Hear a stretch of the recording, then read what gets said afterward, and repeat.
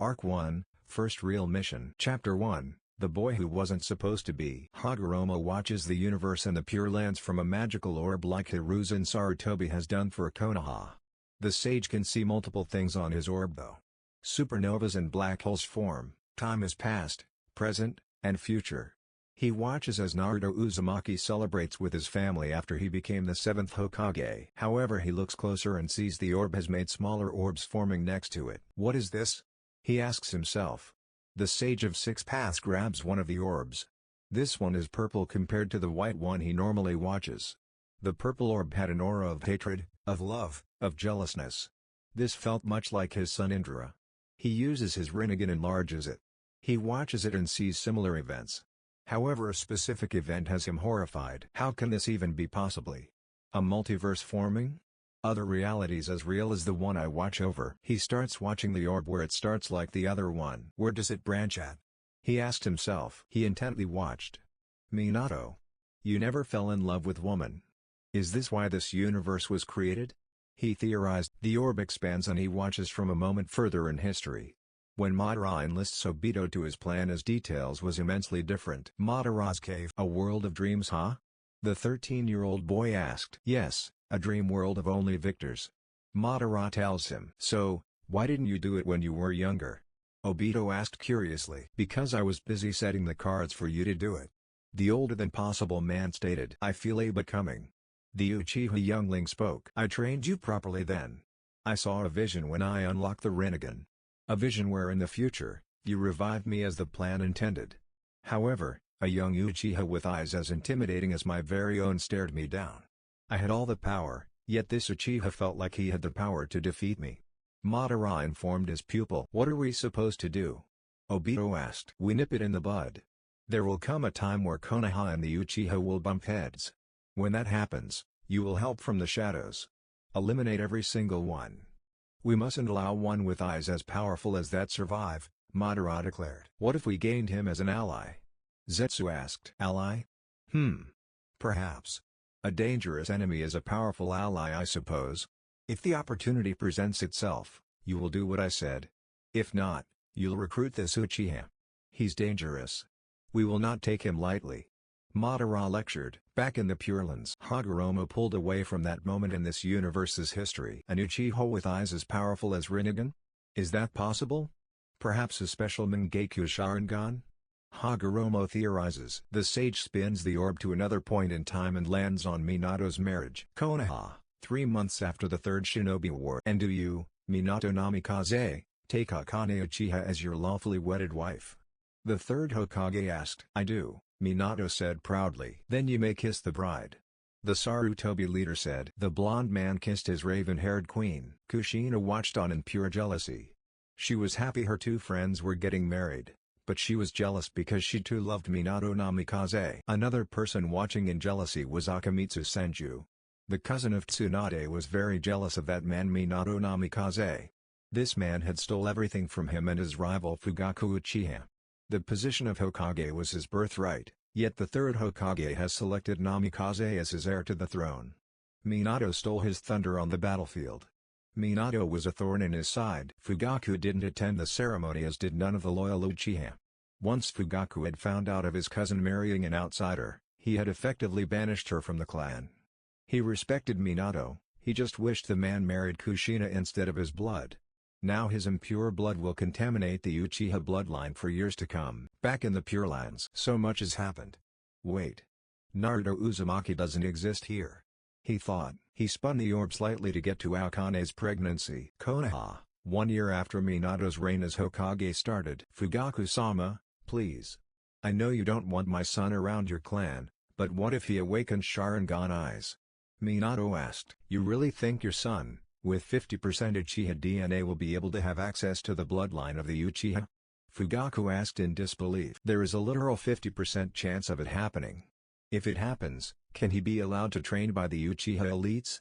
Minato asked. No.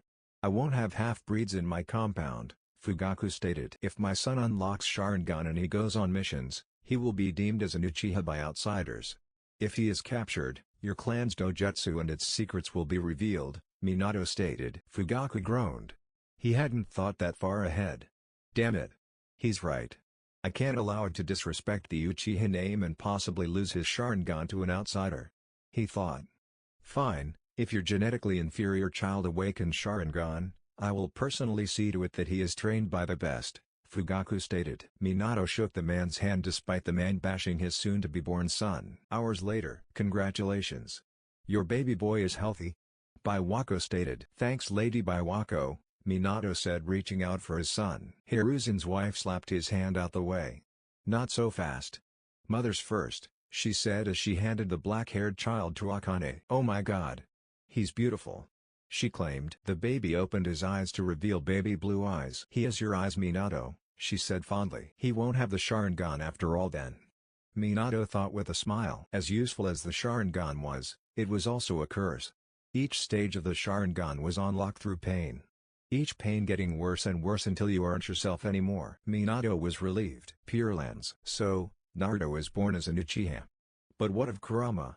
The sage asked. He spun the orb ever so slightly again. Kushina's pregnancy site. Like in the original timeline, Kushina is in a disclosed location with Biwako, her husband Akamitsu Senju, and the fourth Hokage Minato Namikaze. Minato was trying to keep the Nine Tails secured in the seal, while Akamitsu used his wood style. Akamitsu was the second Senju with access to the wood release. Although not as powerful as his grandfather Hashirama, it's nothing to scoff at. His wood style has saved his comrades from monarchy multiple times. Kushina struggled to give birth to her daughter. The baby was fighting to come out. Mito. Please just come out and meet your mommy and daddy. The woman cried. Moments later the baby was born. Akamitsu reached out for the baby and was slapped on the hands. What is it with you men thinking you can hold the baby first? Biwako Sarutobi yelled. She handed the redhead girl to Kushina. Pure Lands. Obito Uchiha comes here and starts the fight like he always does. Interesting that some things don't change. Hagoromo spoke. It seemed as if everything happens for a reason. Konoha, Ninetale sealing. Seal the fox back into me. Please Minato, Kushina cried out. I'm sorry, I cannot do that. Minato somberly spoke. If I do, Konoha will be weakened until the Ninetales re-emerges, Minato said with tears. Kushina had tears coming down her eyes. She knew it was too late for her. She was hanging on by literal threads as she held the massive fox in place with her chakra chains. I'll seal the fox inside my son, Minato stated. No. He won't survive. He needs Uzumaki DNA to have a chance against the fox. Seal it into Mito, Kushina exclaimed. Akamitsu finally arrived on the scene to see his rival and wife talk. He lost an arm in the Kyuubi attack and needed to know what was happening. What's happening? He asked. Kushina is dying. We are sealing the beast inside your daughter, Minato said as he drew up the sealing formula. What? The Senju yelled. The fox was attempting to break free. It was getting closer and closer. Use your wood style to hold the furry bastard, will ya? Kushina yelled at her husband. Akamitsu listens to his wife and makes a wood clone. Him and the clone shout, wood style, wooden dragon jutsu. The two wood dragons wrapped around the massive fox and stopped it from moving. Minato ran through the hand signs to summon the Shinigami. Reaper Death Seal. The Shinigami appeared. Minato looked at the Senju. Tell Hiruzen, there's 3 notes left in the Hokage drawer. Tell him to pass it out. He ordered. The Shinigami sealed the fox into the child and chakra from both Kushina and Minato. Pure Lands. So, this world has changed much. The sage noted. He opened a book and started to write on the cover. Purple Orb, Universe 2. The sage started to fill in pages of the events that transpired. As he does, he spins the orb a full rotation. Konoha 6 years later. I'm not like most boys. I'm an Uchiha, well part Uchiha. I'm loved by non-Uchiha, but hated by the Uchiha clan. Mom won't even tell me who my father is. Apparently it's a S-class secret. A boy thinks. He walked into the Uchiha compound. I can see it in their eyes. Jealousy, envy, hatred. It's all around them. Naruto continues thinking. They hate how I awakened my Sharingan at the ripe age of 4. Naruto starts to recall the events that led to his Sharingan awakening. Flashback 1 year ago. Mom? The little boy asked timidly. Yay son? The woman said while preparing dinner. I know you said it's a S-rank secret, but can you at least tell me about Dad? The boy asked. I guess, Akane said while seasoning the steak. Your father was a great man and good ninja. He always thought of others and did the right thing. 6 years ago he gave his life during the Ninetales attack. He helped defeat the monster who terrorized us, Akane stated. Tears were starting to form in her eyes. Naruto had tears dripping from his cheeks onto the hardwood floor. "Mommy, why aren't we in the Uchiha compound like Sasuke, Itachi, and Auntie Mikado?" the boy asked. "Uncle Fugaku didn't like the fact that your father and I got married," she said bluntly. "He wanted me to come back after your father died, but I told him no. That the rest of the clan were going to treat you unfairly." The wife of the fourth Hokage stated. "They hate me because of Daddy?" the young Uchiha asked. "Yes."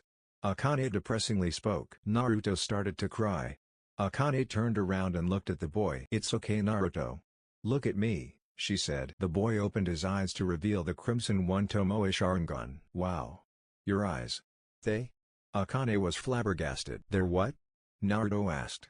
His eyes were burning. "You have eyes like mommy now," she said. "Quick, get dressed. We got to see Uncle Fugaku now," Akane ordered. Flashback end. "Naruto, how are you doing today?"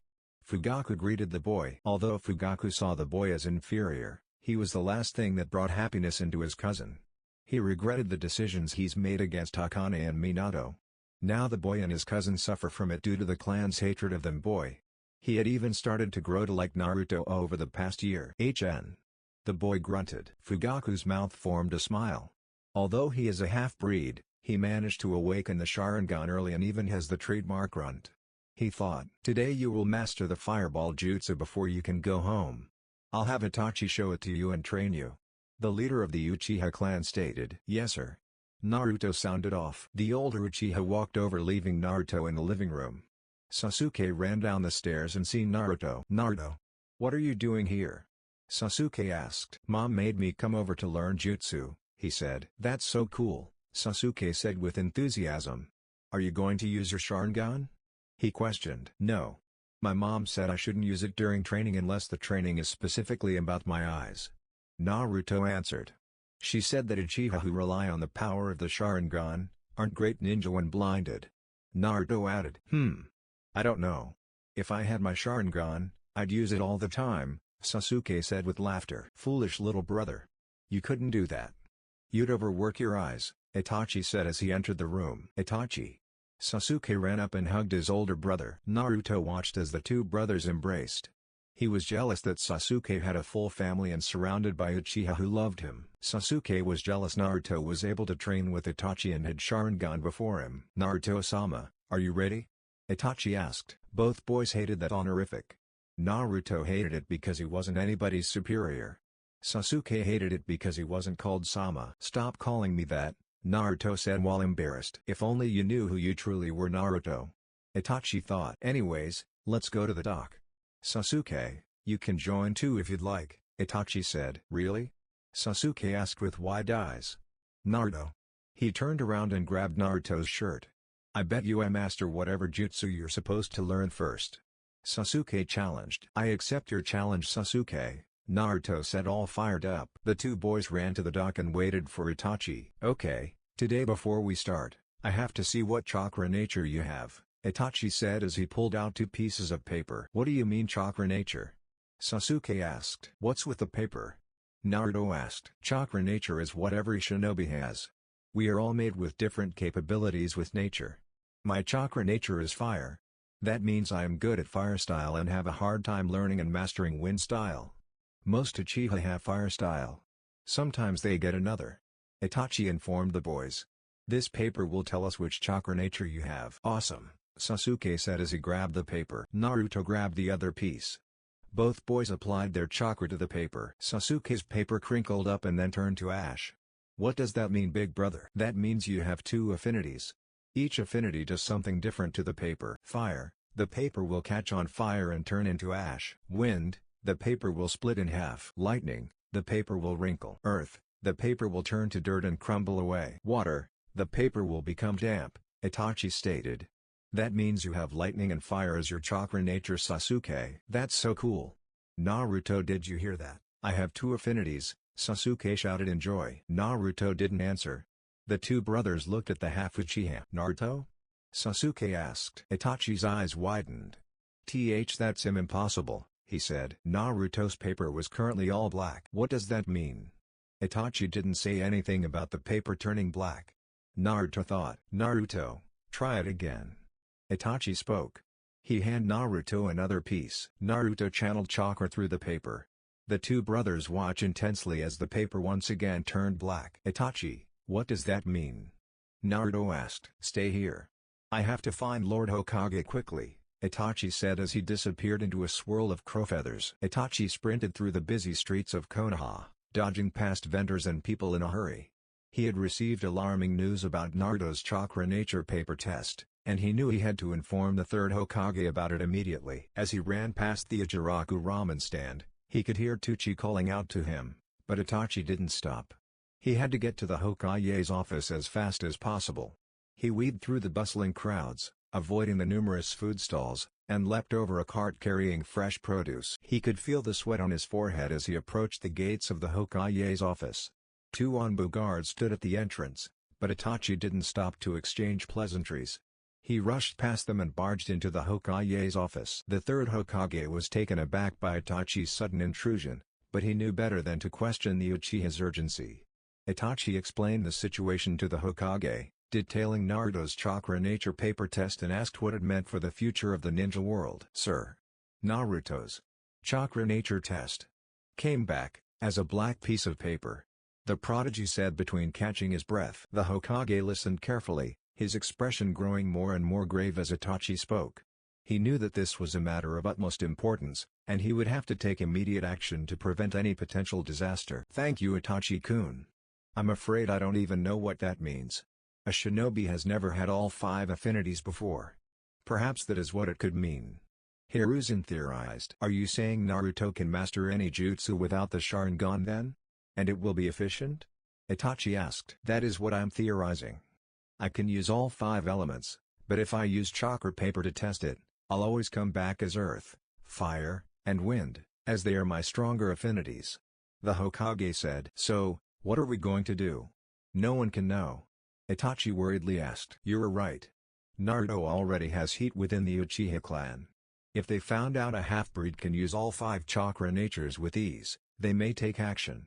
Not only that, some of the older Uchiha who know who Naruto really is, could leak his identity to Iwa. You will keep it a secret. You will tell Naruto his affinity is to never be discussed and as wind and water, Hiruzen said. Hi Hokage-sama. Itachi spoke. As Itachi left the office, he could see the worried faces of the Onbu guards outside. He didn't stop to talk to them, though.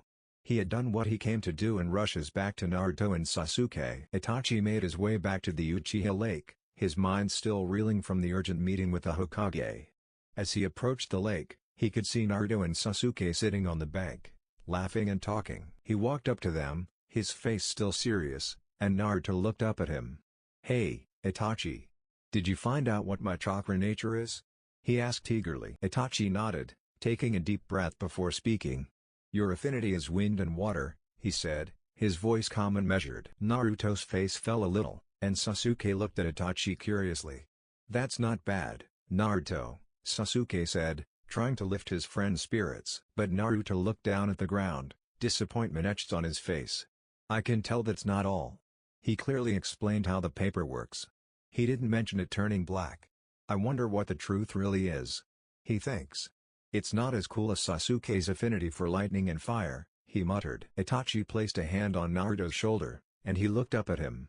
It's not about having the most impressive chakra nature, Naruto, Itachi said, his voice gentle.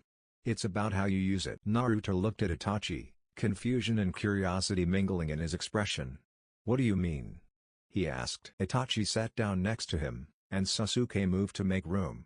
Your chakra nature is a tool, Naruto, he explained. How you use it is what matters. You can use wind and water to create powerful jutsu and techniques that can rival even Sasuke's lightning and fire. It's all about how you use your chakra. Naruto looked at Itachi, a new sense of hope in his eyes. You're right, he said, a smile spreading across his face. Thanks, Itachi. I'll work hard to make my chakra nature the best it can be. Itachi smiled back at him, his heart warming at the sight of Naruto's determination. I know you will, Naruto, he said. And don't forget, Sasuke is here to help you too. Sasuke nodded, a small smile on his lips. Of course, he said. We're a team, after all. Naruto beamed at the two of them, grateful for their support. "Yeah, we are," he said, looking out at the tranquil waters of the Uchiha Lake. "And we'll be the best team ever." Itachi stood up and the two boys wondered what was next. "Itachi? What's next?" Sasuke curiously asked. "Before an Uchiha can learn any other jutsu and to become an official member, you must learn the Great Fireball Jutsu," Itachi stated. Naruto looked down in disappointment. He couldn't do the fire style as good as Sasuke because of his affinity for water and wind, or so he thought. "You both will master this. Watch carefully at my hands. Hand signs are the most important part of a jutsu because if you mess one up it weakens the jutsu immensely or changes the jutsu as a whole," Itachi said. He showed them the hand signs for the Great Fireball Jutsu, a powerful technique that could incinerate entire forests. Naruto watched closely, his eyes scanning Itachi's movements. He memorized the hand signs, committing them to memory with ease. Itachi took a deep breath, his chest swelling with chakra, and then released a giant fireball that soared across the lake. Sasuke watched in amazement as the ball of fire erupted from Itachi's mouth, leaving a trail of smoke in its wake. "Now you try," Itachi said, stepping back and gesturing for them to come forward. Naruto stepped up first, his concentration intense. He ran through the hand signs Itachi showed them, his movements swift and precise. He exhaled sharply, releasing a burst of fire from his mouth. It landed a few feet away, barely even singeing the grass. Sasuke giggled at this. Itachi watched him closely, his eyes scanning for any flaws in his technique. "Again," he said, his voice firm. Naruto repeated the jutsu, this time putting more chakra into it. The fireball was bigger, but still not quite big enough to reach the other side of the lake. Sasuke stepped up next, his eyes scanning Itachi's movements. He tried the hand signs to the best of his abilities, his movements smooth and fluid. He took a deep breath, his chest swelling with pride, and then released the jutsu. His fireball was bigger than Naruto's, but still not quite big enough. It landed in the water with a sizzle, sending ripples across the surface. Itachi watched them both, his eyes scanning for any flaws in their technique. "Again," he said, his voice firm. Naruto and Sasuke took turns practicing, trying to make their fireballs bigger and more powerful. They were both exhausted, but they refused to give up. As the sun began to set, Naruto released a fireball that was bigger than any he had created so far. It soared across the lake, landing on the other side with a deafening hiss, sending up plumes of steam and smoke. Itachi nodded, a small smile on his lips. "Very good," he said. "You both have potential. Keep practicing, and you'll become even stronger." Sasuke was amazed at Naruto's progress, but also a little jealous. He had the affinity for fire, he was a full-blooded Uchiha. But now, Naruto was able to do something he couldn't, and it made him feel a little insecure. Naruto could sense Sasuke's jealousy, and he tried to reassure him. "Don't worry, Sasuke," he said, grinning. "We're both in this together. We'll both get stronger, and we'll both become great shinobi." Sasuke smiled, feeling a sense of camaraderie with Naruto. He knew that they were both on the same path, both striving for greatness. And he knew that with Naruto by his side, he could accomplish anything. The three boys walked back to the house of Mikado and Fugaku. The dining room at Mikado's house was warm and cozy, with the flickering light of candles casting a soft glow over the room. Naruto and Sasuke sat at the table, their eyes darting around the room as they waited for their hosts to arrive.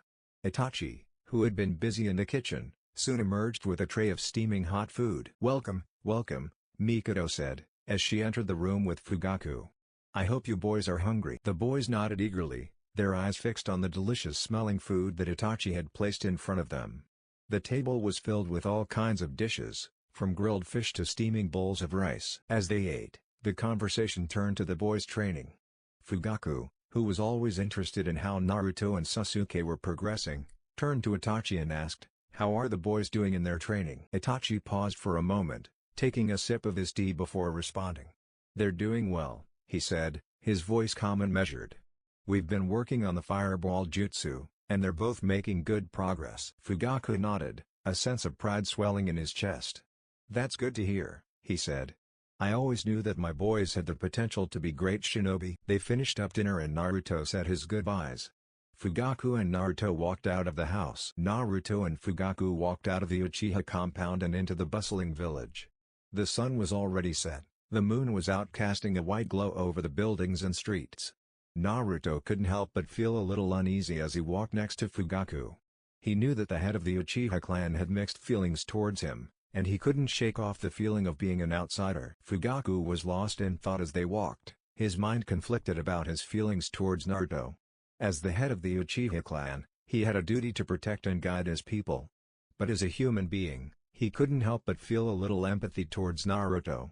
It wasn't fair that the child that shared his blood was being ostracized for being half Uchiha. Because of this, the clan wanted him to exile Naruto.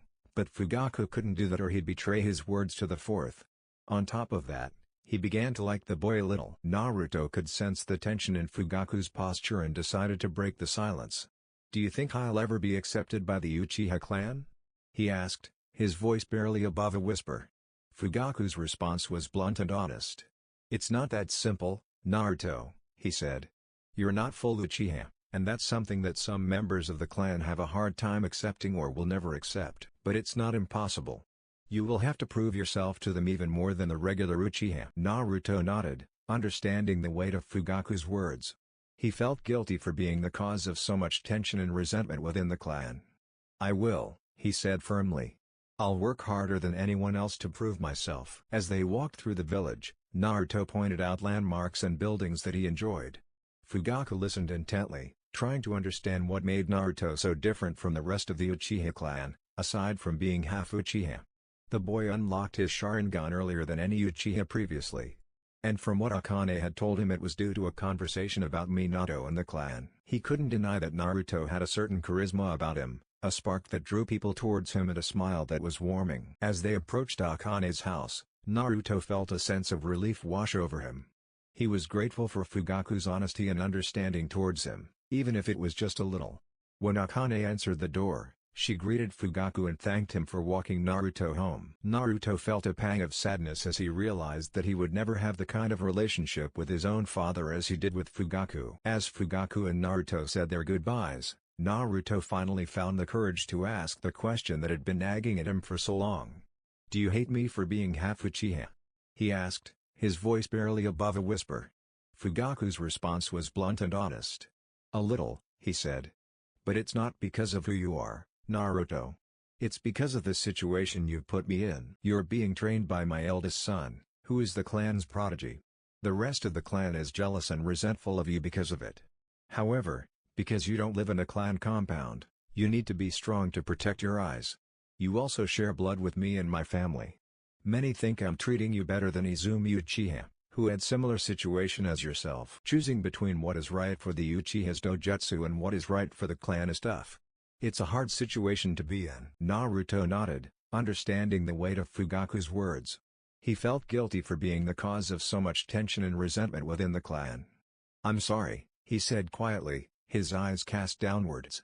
Fugaku stopped walking and placed a hand on Naruto's shoulder, causing him to look up. "Don't be sorry, Naruto," he said.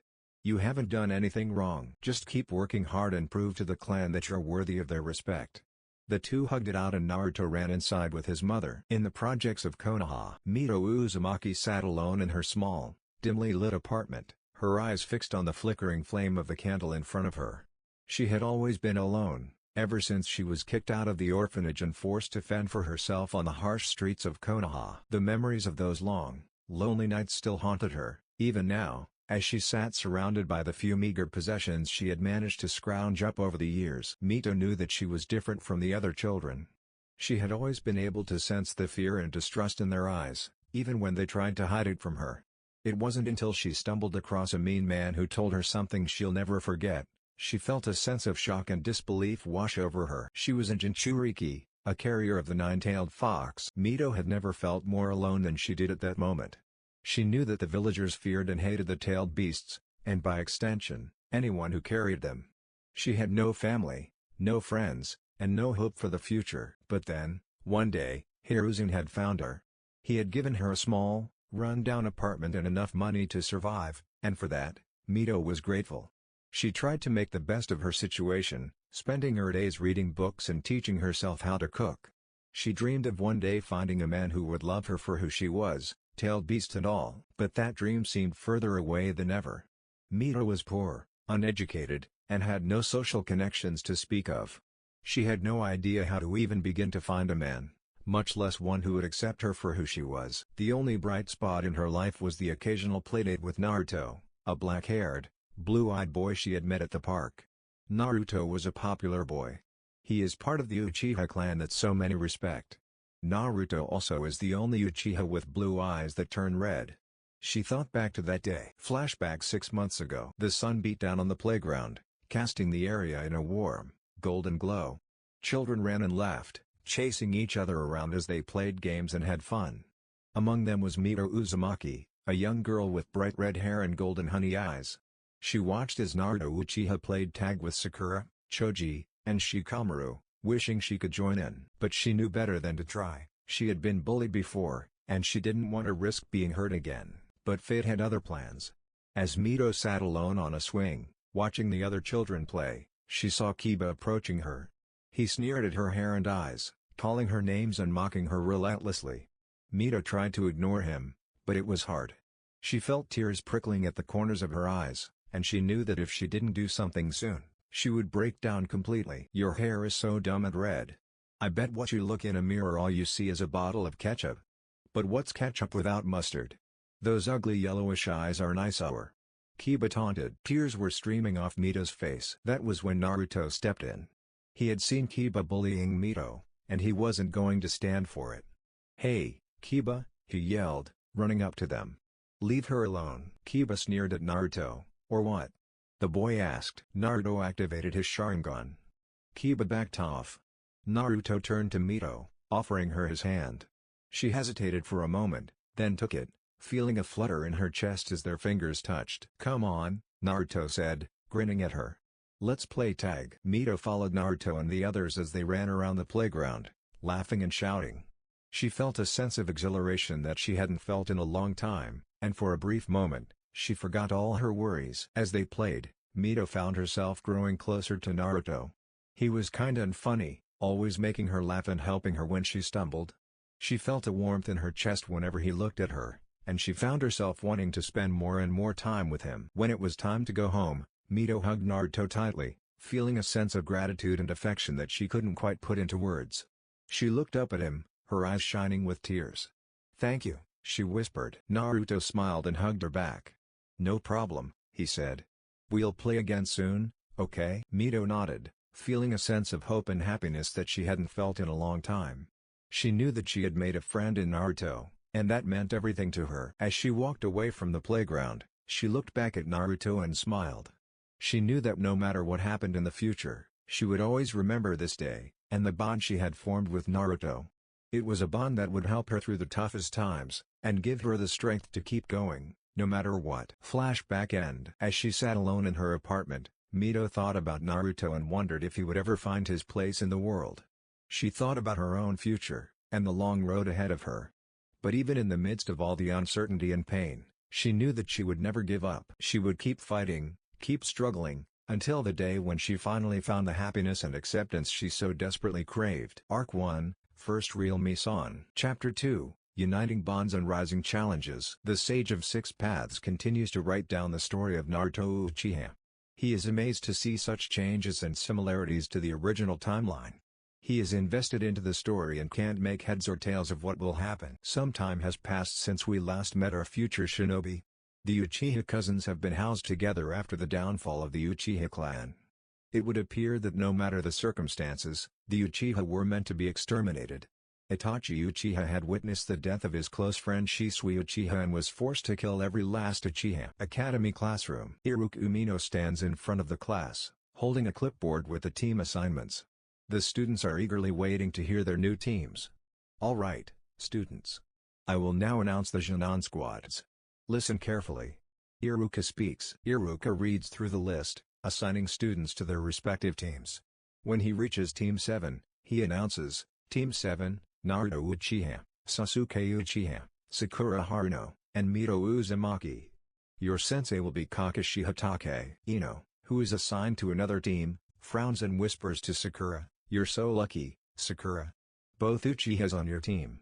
I should have been on that team. Sakura blushes, feeling excited yet nervous about her new team. The assigned sensei enter the classroom one by one to pick up their teams.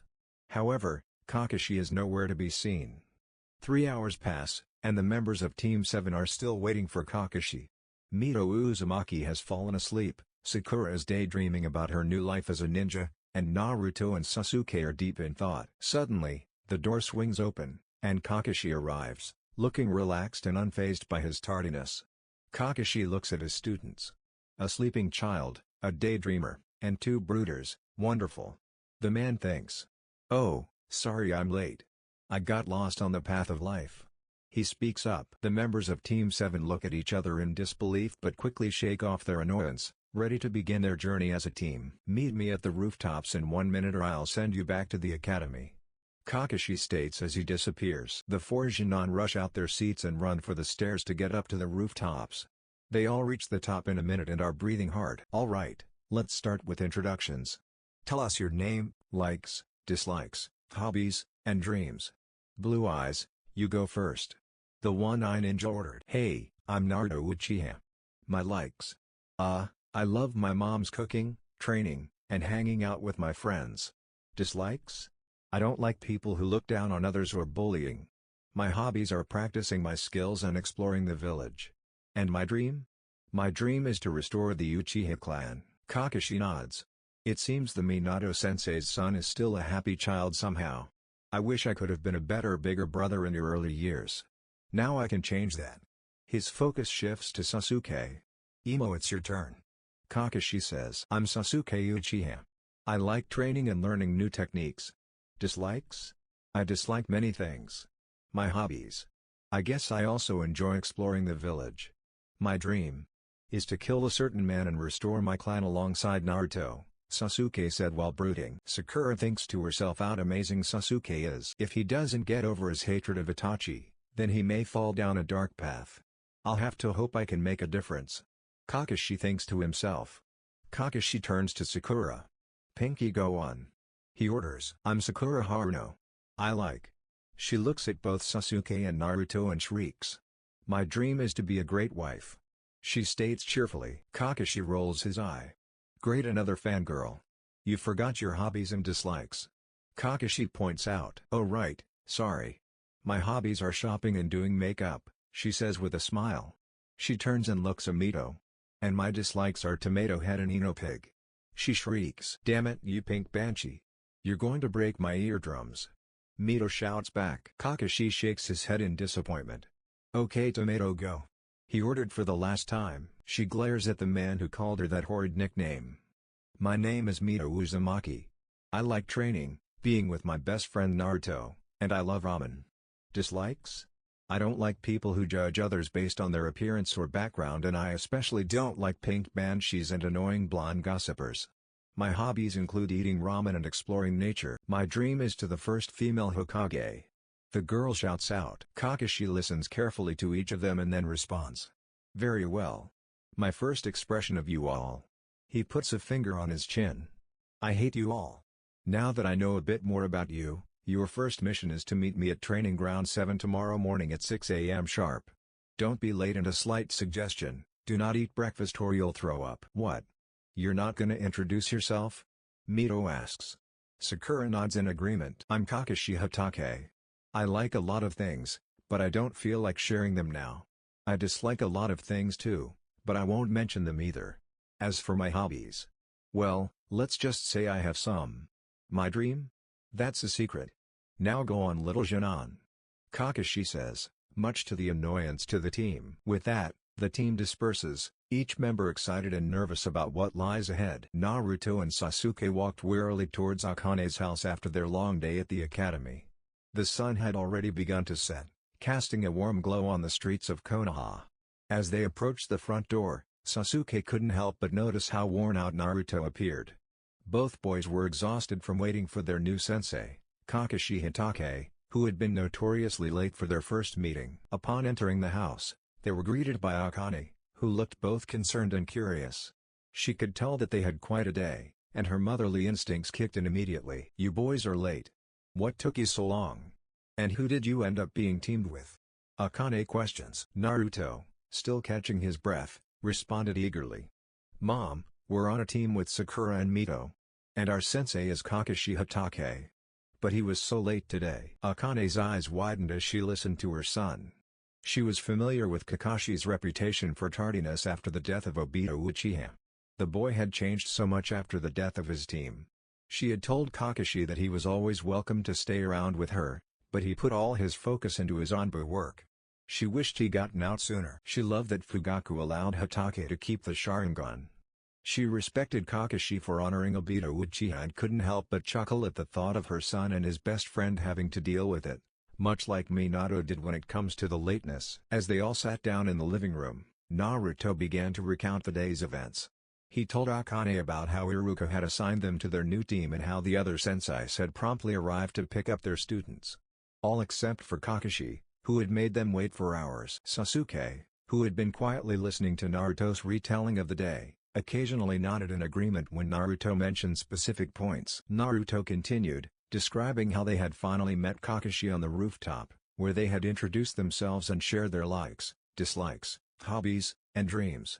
He explained how Kakashi had assigned them their first mission, to meet him at Training Ground 7 at 6 in the morning and skip breakfast. Akane, still smiling, interrupted Naruto's story. "Well, it sounds like you two had quite an eventful day. But don't worry too much about meeting Kakashi so early in the morning. He has a reputation for always being late," she informs the two Uchiha boys. Naruto and Sasuke exchanged glances, realizing that Akane must be right as she was a former jonin of the village. They couldn't help but chuckle at the thought of their sensei potentially showing up late for their first mission. "Yeah, you're right, Mom. Maybe we don't have to be there so early after all." The boy speaks. "Still, it's better to be prepared. Make sure you get a good night's sleep and eat a hearty breakfast before heading out. You never know what challenges you might face on your first day as Jonin." The boys nodded in agreement, knowing that she was right. They needed to be well rested and well fed to tackle whatever obstacles awaited them. That night, Naruto and Sasuke went to bed with a mix of excitement and trepidation. Their first day as Jonin had been filled with surprises, and they couldn't help but wonder what the future held for their newly formed Team 7+. As they drifted off to sleep, their minds were filled with thoughts of their teammates, their sensei, and the adventures that awaited them in their journey to become strong and capable shinobi. The morning sun peeked through the curtains, casting a warm glow on the room where Naruto and Sasuke slept soundly. Akane gently opened the door, her motherly instincts telling her it was time to wake the boys up for their first day as Jonin. With Mito Uzumaki hours earlier. "Jigi. I was assigned with Naruto and Sasuke. This is great. I'll make you proud, old man," she yelled in the office of the Hokage. Hiruzen Sarutobi smiled. Deep down, however, was another story. He was fearful of the nine-tailed fox. From what Akamitsu Senju told him, Minato had sealed the entirety of the fox into the girl. He assigned her to a team full of Sharingan wielders in hopes that they could stop the beast if worst came to pass. He looked at the happy girl. The girl was related to his two masters, the first two Hokage. He had let the village terrorize her and left her to fend for herself. If not for Akane stepping in from time to time, he would not know what to do. "That's very nice to hear, Mito. I'm happy you're on a team with your friends. Remember the importance of teamwork and the will of fire, and you will be successful in every endeavor with your team," he wisely stated. Mito nodded. "Do you think we could have ramen to celebrate?" she asked with puppy dog eyes. The sandaime folded and sighed. "Of course." The girl grabbed the elderly Hokage and rushed to her favorite spot before she went to sleep. The next day, "Naruto, Sasuke, it's time to wake up," she said softly, shaking them gently. The boys stirred, groggily opening their eyes and stretching their limbs. As they sat down for breakfast, a delightful aroma filled the room. Akane had prepared a traditional Japanese meal, complete with steamed rice, grilled fish, and tamagoyaki. Naruto and Sasuke couldn't help but dig in, knowing they needed the energy for the day ahead. After their satisfying meal, the boys cleaned themselves up and got dressed. With a sense of excitement and anticipation, they said their goodbyes to Akane and set off towards Training Ground 7. The walk to the training ground was filled with morning chatter and the sounds of the bustling village waking up. Shopkeepers opened their stores, children ran off to school, and the scent of freshly baked bread filled the air. Upon arriving at Training Ground 7, Naruto and Sasuke found themselves to be the first ones there. They exchanged glances, wondering if perhaps they were too early. Soon, however, Sakura and Mito arrived separately, each wearing determined expressions. As the sun continued to rise, the four Jonin waited for their sensei, Kakashi, to arrive. The once crisp morning air had turned warm and balmy, and the chirping of birds filled the atmosphere. 1 hour turned into 2, then 3, and soon enough, 5 hours had passed. Just as the team was about to lose hope, Kakashi finally arrived, looking completely nonchalant despite his tardiness. Before anyone could voice their frustration, he offered a rather unbelievable excuse. "I crossed paths with a black cat, so I had to take the long way around. On my way, I encountered a perverted old man stalking women, so I had to battle him. He was quite strong and nearly defeated me. After that, I tried going through downtown, but there were ladders everywhere, blocking my path. I had to wait for them to be cleared up," he explained, wearing a sheepish grin. Mito and Sakura glared at him, their disbelief evident. "You expect us to believe that?" Mito retorted, while Sakura nodded in agreement. Kakashi simply shrugged, unfazed by their skepticism. Clearing his throat, Kakashi decided to move on to the day's task. "Today, we'll be doing the bell test," he announced, pulling 3 small bells from his pouch. "One of you will be going back to the academy today." The team's excitement quickly turned into apprehension as they listened intently to Kakashi's words. They knew that they would have to give their all in order to prove their worth as Jonin and remain a part of Team 7+. With the sun shining brightly overhead, Team 7+ got ready for the task at hand. The sun shone brightly overhead as Naruto Uchiha prepared to face his sensei, Kakashi Hitake, in the bell test. The air was thick with anticipation as the rest of Team 7+ watched from a safe distance, their eyes filled with a mixture of excitement and concern. Naruto took a deep breath, activating his two Tomoe Sharingan eyes. He knew that this would be a challenging battle, but he was determined to prove his worth as a member of Team 7+. "Kakashi-sensei, I won't go easy on you," Naruto declared, his eyes locked on his opponent. Kakashi simply smiled beneath his mask, amused by his student's determination. "I expect nothing less, Naruto. Let's see what you've got." The battle commenced with Naruto launching a series of fire-style techniques at Kakashi. He focused his chakra and performed the necessary hand seals before shouting, "Fire style, Great Fireball Jutsu." A massive, blazing fireball hurled towards the silver-haired sensei. Kakashi, however, managed to evade the attack with ease, using his impressive speed and agility. Not one to be discouraged, Naruto followed up with a barrage of fireballs, utilizing his fireball barrage jutsu. The sky was filled with a shower of flames, each one threatening to consume Kakashi. Yet, the experienced sensei managed to dodge each fireball, expertly weaving through the onslaught with his swift movements. As they both caught their breath, Kakashi called out, "Impressive, Naruto. But you'll have to do better than that. Jeez. How much did Akane teach him?" he thought to himself. With determination in his eyes, Naruto responded, "Just watch me, sensei." Realizing that he needed to change his approach, Naruto decided to use his earth-style technique. He slammed his hands onto the ground, shouting, "Earth-style, mud wall." A massive mud wall rose between him and Kakashi. The sudden appearance of the wall caught Kakashi off guard, forcing him to momentarily pause his evasive maneuvers. Seizing the opportunity, Naruto revealed his impressive proficiency in the substitution jutsu. He quickly swapped places with a nearby log, appearing behind Kakashi in the blink of an eye. With his Sharingan eyes tracking Kakashi's movements, Naruto hurled a barrage of kunai and shuriken at his sensei. Kakashi, who had been momentarily surprised by Naruto's tactics, quickly regained his composure. He swiftly deflected the incoming projectiles with his own weapons, his reflexes and precision honed through years of experience with his mother and Fugaku Uchiha. Throughout the battle, Naruto managed to touch the bells hanging from Kakashi's waist on 3 separate occasions, but each time, he was unable to grasp them firmly enough to claim them as his own. Despite his best efforts, Naruto found himself outmaneuvered and cornered. As Kakashi closed in, Naruto knew he had given his all in this fight. He could feel the sweat dripping down his face and the exhaustion setting in, but he stood tall, refusing to back down.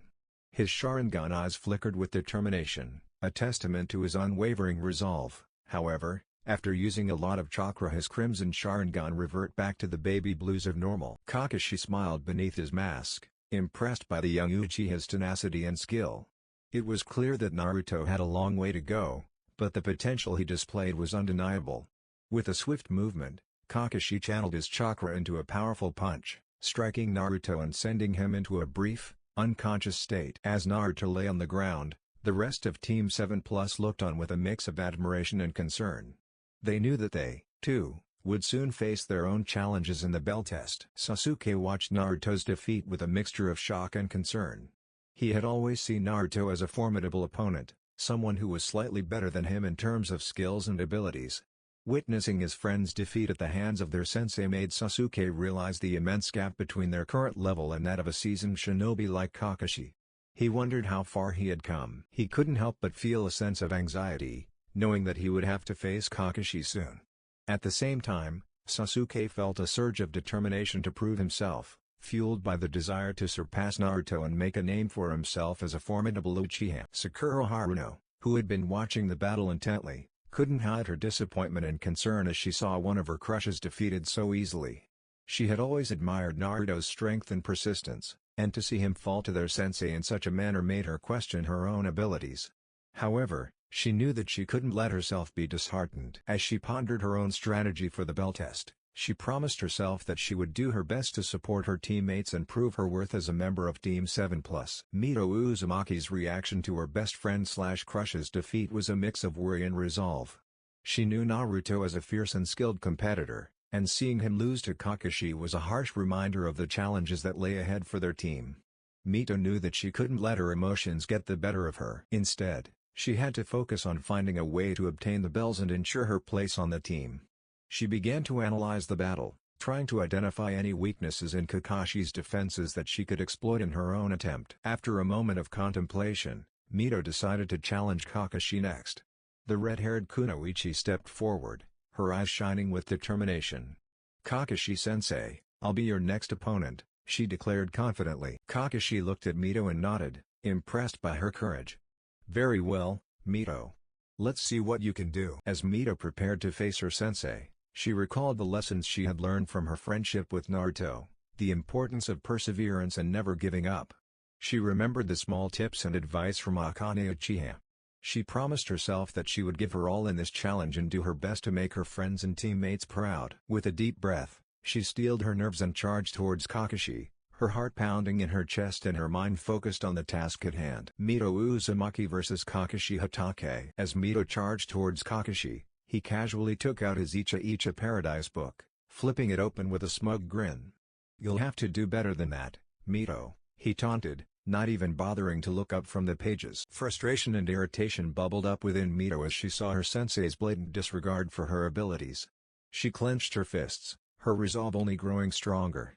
"Fine, if that's how you want to play it, Kakashi-sensei," Mito shouted, forming hand seals to create a dozen shadow clones, each one mirroring her determination. Kakashi raised an eyebrow, genuinely impressed by her ability to create so many clones. So this was what Iruka spoke upon the other day. She apparently made 1,000 shadow clones. An easy feat considering she's Senju/Uzumaki. He thought. He closed his book and tucked it away, realizing he'd need to take this battle more seriously. Mito and her clones spread out, surrounding Kakashi. They attacked him in unison, using their sheer numbers to try and overwhelm him. Despite being somewhat tired from his previous fight, Kakashi managed to keep up, dodging and countering each strike with expert skill. During a brief lull in the battle, Mito gritted her teeth, feeling the strain of maintaining so many clones. "Why won't you take me seriously, Kakashi-sensei?" she demanded, her voice tinged with frustration. Kakashi looked at her with a hint of sympathy. "It's not that I'm not taking you seriously, Mito. I'm simply gauging your abilities.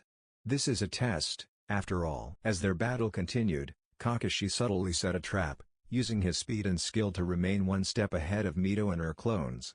In the heat of the moment, Mito failed to notice the rope hidden in the grass. As she charged towards Kakashi once more, her foot caught the rope, and she found herself hanging upside down from a tree, her clones vanishing as her concentration broke. "Looks like you fell for it, Mito," Kakashi said, a hint of amusement in his voice. "Remember, a good shinobi must always be aware of their surroundings." Mito's face reddened with embarrassment and frustration, but she didn't let it keep her down. "I won't give up, Kakashi-sensei." Just then, Sasuke stepped out from behind a tree, his eyes locked on Kakashi. "Enough. It's my turn to challenge you, Kakashi," he declared. Kakashi looked between Mito and Sasuke, nodding in approval. "All right, Sasuke. Let's see what you've got." As Mito watched from her suspended position, she couldn't help but feel a sense of camaraderie with her teammates. They were all facing their own challenges, pushing themselves to their limits, and learning valuable lessons in the process. Sasuke wasted no time, immediately launching a barrage of shuriken towards Kakashi. However, the experienced Jounin easily evaded the attack. "Is that all you have, Sasuke? You'll need to try harder if you want one of these bells. I thought an Uchiha of pure blood was supposed to be the epitome of shinobi. Guess I was wrong." Kakashi taunted. Frustrated but undeterred, Sasuke decided to use one of his clan's signature jutsu. He performed the necessary hand signs and activated his fire release, Great Fireball technique, sending a massive ball of flames hurtling towards Kakashi. "Impressive, Sasuke. But not enough." Kakashi compliments. With a quick series of hand signs, Kakashi countered using his own water release, Water Wall technique, extinguishing Sasuke's fireball and creating a dense mist in its wake. Kakashi, realizing that Sasuke had no Sharingan, frowned. "Sasuke, do you not possess the legendary Sharingan dojutsu yet?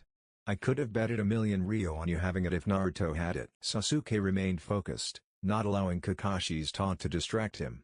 He closed in on his sensei, engaging him in a flurry of taijutsu attacks. Kakashi managed to dodge and block most of Sasuke's strikes, but was surprised by the young Uchiha's speed and skill. "You're fast, Sasuke. But speed alone won't win you the bells," Kakashi stated. Sasuke, growing more and more determined, continued to press his attack, attempting to find an opening in Kakashi's defenses. The battle raged on between the two, showcasing both Sasuke's potential and Kakashi's experience. As the battle between Kakashi and Sasuke continued, Kakashi decided to test Sasuke's ability to react under pressure.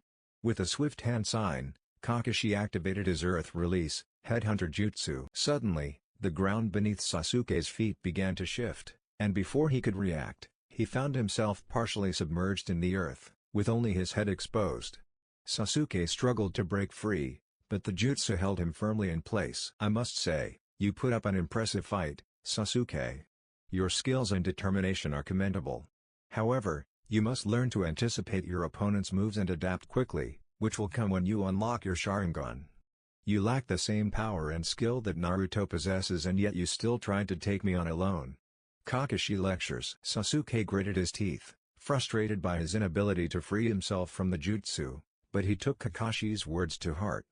He knew that he still had much to learn and that this was just the beginning of his journey as a shinobi. Kakashi left Sasuke stuck and went to find Sakura to test her. After witnessing Naruto, Mito, and Sasuke's battles against Kakashi, Sakura couldn't help but feel apprehensive about her own chances of succeeding in the bell test. Instead of directly confronting their sensei, she decided to hide and wait, hoping that her teammates would be able to secure the bells. As she crouched behind a bush, her heart pounding in her chest, Sakura desperately tried to think of a strategy. She knew that her abilities were more focused on chakra control and intelligence than raw strength, making it difficult for her to compete with her teammates or their formidable sensei. Kakashi, realizing that Sakura had not yet made a move, decided to seek her out.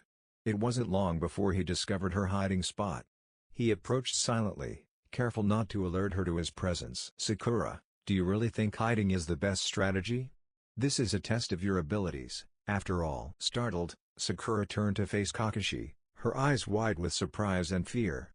Before she could respond, Kakashi swiftly formed a series of hand signs, trapping her in a powerful genjutsu. In an instant, Sakura's world blurred and twisted, her surroundings morphing into a nightmarish landscape filled with shadows and haunting whispers. Overwhelmed by the illusion, she struggled to maintain her composure but ultimately succumbed to the genjutsu, her body going limp as she lost consciousness. Kakashi sighed, a hint of disappointment in his eyes. "I had hoped you would display more initiative, Sakura. But remember, relying solely on your teammates isn't a long-term solution." Carefully, Kakashi picked up the unconscious Sakura and carried her over to a nearby tree stump. He gently tied her to it, ensuring she was secure but not too tightly bound.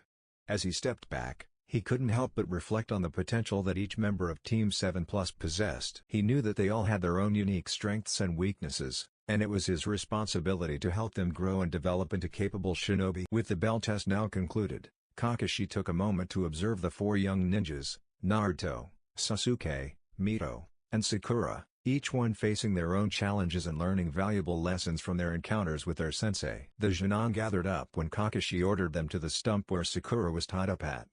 No one here is allowed to give Sakura any food. If you do, your team will fail and all of you will be sent back to the academy. This is your last chance. Kakashi says. The three Genin are handed a plate of food and Kakashi leaves them to eat. Sakura watches as her teammates open their plates of food. Her stomach growls as she skipped breakfast. "Hey Mito," she whispers, "can I have some please?" "What? No, you screaming banshee," Mito yelled, getting the attention of the Uchihas. "What's going on?" Naruto asked. "Sakura is asking me for food," Mito exclaimed. Sasuke grunted. "And Naruto-kun? You'll tell her to feed me, right?" Sakura pitifully asked. Naruto didn't answer right away. Instead he stood up and started to feed her himself. Sakura started to blush while Mito Uzumaki was growing extremely jealous. Thanks Naruto-kun," Sakura nervously exclaimed. Kakashi was watching on from behind a tree. This is more interesting than Icha. Perhaps Lord Jiraiya will be interested in this little love triangle. Or is it a square considering Sasuke is also involved? He thinks. Sasuke stands up and walks over to Sakura. He too starts feeding her. "You will need to have your stomach full so you don't hold us back. We are going to have to work together in order to defeat Kakashi.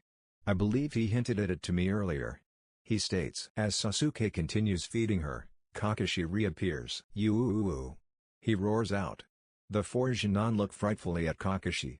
"Pass," Kakashi says with an eye smile. The four Genin looked at Kakashi with flabbergasted faces. Kakashi unties Sakura and the group follows him. As they are walking, Hatake speaks up. "You all fought well today, and I see great potential in each of you. The path of a shinobi is one of constant learning, and I have no doubt that you will continue to grow and improve as you face new challenges." Kakashi commands them. The team walked until they caught sight of a red structure. Kakashi motioned them to circle around him and listen. As Team 7+ gathered around the memorial stone, Kakashi prepared to share its significance with Naruto Uchiha, Sasuke Uchiha, Sakura Haruno, and Mito Uzumaki. He looked at each of them before beginning his explanation. "This is the memorial stone, a monument dedicated to the memory of the fallen shinobi who have given their lives to protect the Hidden Leaf Village. It serves as a reminder of the sacrifices made by our comrades and the importance of the bonds we share as fellow ninjas." "Kakashi-sensei, why is it so important for us to remember them?"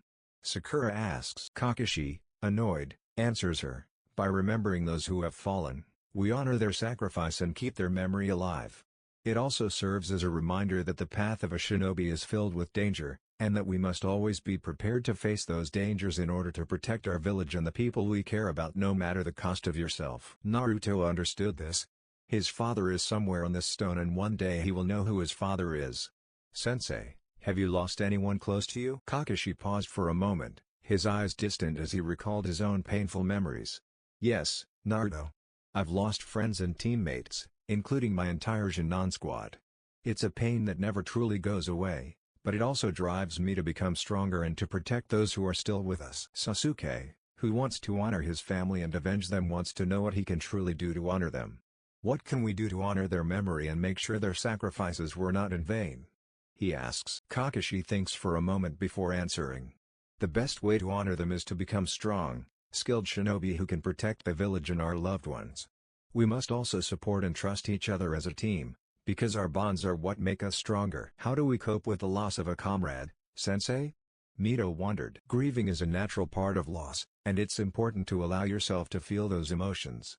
But we must also remember to cherish the time we spent with them and use the lessons they taught us to grow and move forward," he answers. As Team 7+ listened to Kakashi's words, they felt a newfound appreciation for the sacrifices made by the fallen shinobi and the importance of their own roles in protecting the village. They vowed to work together, support each other, and become the best shinobi they could be, not only for themselves but also for those who would come before them. Naruto and Sasuke arrived home and told Akane the story of the bell test. Akane was happy that tradition never seems to die. "Sounds like it was tough. Now that you both are official ninja of Konoha, are you looking forward to doing missions?" Akane asked. She already knew what was to come from this.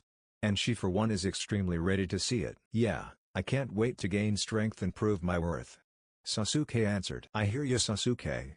Naruto, who agrees with Sasuke. After dinner finished up, Naruto had went to he and Sasuke's room.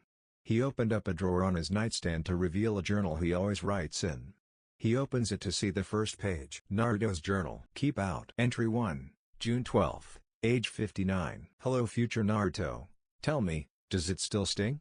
The fact that you will never be able to prove the rest of the Uchiha clan wrong about you? Or is it the fact that the person you looked up to as a big brother stole that opportunity from you? I have the scent of Uncle Fugaku and Auntie Mikoto's blood in my nose still. Do you still smell it? Can you still visualize it? Is this how father died? Did the Ninetales brutally murder him? Mom said that with time everything will heal, but I'm not entirely sure. Did she convince you yet? If I didn't play with Mito after the academy, I would have been there. Would Itachi have killed me too? Or would he have stopped like he did Sasuke? Sincerely, 8-year-old Naruto. Naruto read the journal entry. He let a single tear shed from his eyes. He thought back to Kakashi's words from earlier. Grieving is a natural part of loss, and it's important to allow yourself to feel those emotions. But we must also remember to cherish the time we spent with them and use the lessons they taught us to grow and move forward. He flips the pages to the next empty page. Entry 11, January 27th, age 72. Dear future self, I became Jinan today. If I ever lose sight of what's right, this journal is proof I have a heart. Kakashi-sensei was 3 hours late yesterday to meet us. Then on top of that he has us meet him at training ground 7 the next morning at 6. Then he was like half a day late. He gave us a test to see if we would turn on each other. He called it the bell test. I fought against him first.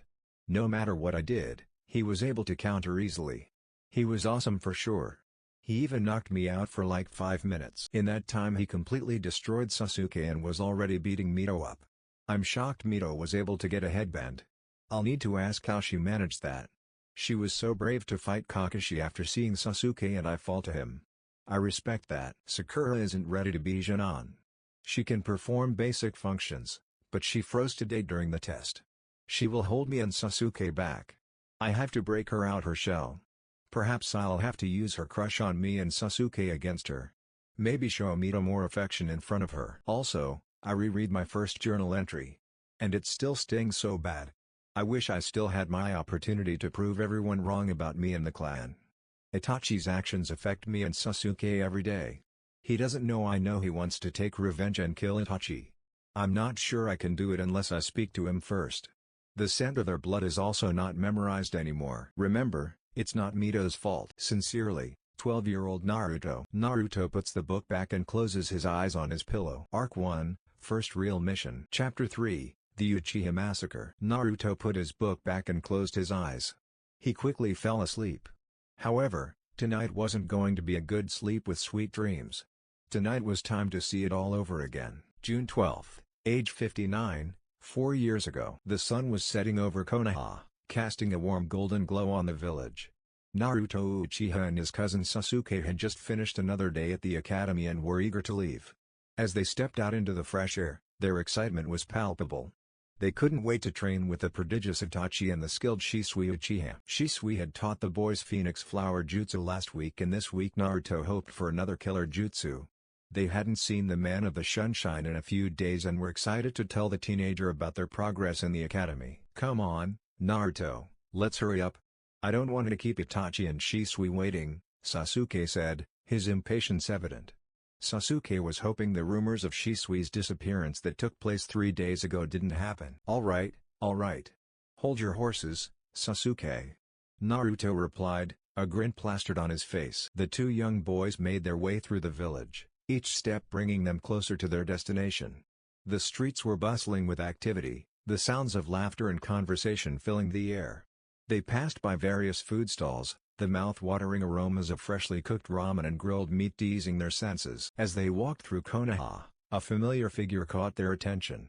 Mito Uzumaki stood by the playground, a hopeful expression on her face. Naruto, can you play with me for a little while? Mito asked, her voice quivering slightly. Naruto hesitated for a moment, torn between his loyalty to his cousin and his innate kindness.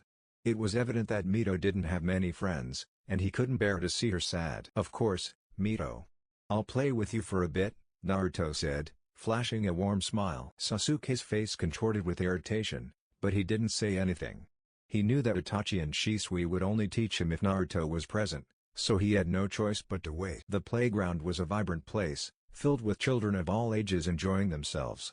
The sound of their laughter rang through the air as they played on swings, slides, and monkey bars. The vivid colors of the playground equipment contrasted against the lush green of the surrounding trees and bushes. As Naruto and Mito chased each other across the playground, Sasuke leaned against a tree, arms crossed, his annoyance growing by the minute. He watched with a scowl as Naruto and Mito played tag, their laughter carrying on the breeze. "Naruto, you're it!" Mito squealed, her face flushed with excitement. "You won't get away, Mito," Naruto shouted, his eyes sparkling with determination. Sasuke couldn't help but feel a pang of jealousy as he watched the two interact. He had always been envious of ability to form bonds with others easily, however, he couldn't understand why his cousin would choose to play with Mito instead of training with his brother. As the minutes ticked by, Sasuke's frustration reached a boiling point. He couldn't take it any longer. "Naruto," he yelled, his voice strained. "We need to go. We have training with Itachi, remember?" Naruto looked over at Sasuke, his face filled with regret. "I'm sorry, Sasuke. I didn't mean to keep you waiting. Let's go." Mita's face fell, but she understood and was grateful for the time Naruto gave her. "It's okay, Naruto. Thank you for playing with me. I'll see you tomorrow at the academy." With a final wave, Naruto and Sasuke left the playground, their footsteps echoing as they headed towards their training session. Unbeknownst to them, the events that would be unveiled to them that night would change their lives forever, leaving an indelible mark on their young minds and shaping their future in ways they could never have imagined. As Naruto and Sasuke approached the Uchiha compound, an unsettling scent of blood wafted through the air, making their hearts race with fear. The once inviting gates now stood ominously open, revealing the lifeless bodies of the guards, brutally sliced down in a gruesome scene. The boys' faces contorted with worry as they took in the horrifying sight. They broke into a run, their footsteps echoing through the silent streets of the Uchiha compound. As they moved closer to Sasuke's house, more bodies came into view, each one more disturbing than the last. Upon reaching Sasuke's house, they burst through the door, their breaths heavy with panic. Without hesitation, they ran straight to Mikado and Fugaku's room, hoping to find them safe. Instead, they were greeted with a sight that would forever be etched into their memories. Standing in the center of the room, surrounded by the lifeless bodies of their loved ones, was none other than Itachi Uchiha. His Mangekyo Sharingan spun to life as he turned to face the young boys, a chilling smirk on his face. "Why, Itachi? Why would you do this to our clan?" Sasuke demanded, his voice shaking with a mixture of fear and anger. Naruto remained speechless, his body paralyzed by shock. The metallic scent of his aunt and uncle's blood filled his nostrils, overwhelming and nauseating. The room seemed to close in on him, the walls stained with the remnants of the massacre. The sound of Sasuke's scream snapped Naruto out of his stupor. Itachi had cast a genjutsu on his younger brother, forcing him to relive the horrors of the night. Naruto's eyes flashed with anger, and his two Tomoe Sharingan spun to life. Overcome with rage, he charged at Itachi, determined to avenge his family. "Prepare to pay for what you've done," Naruto shouted, his voice filled with unbridled fury. Itachi could see Naruto's chakra illuminating off his body. The aura seemed darker than another Uchiha he recently acquainted himself with. However, Naruto's abilities were no match for Itachi's skill and experience.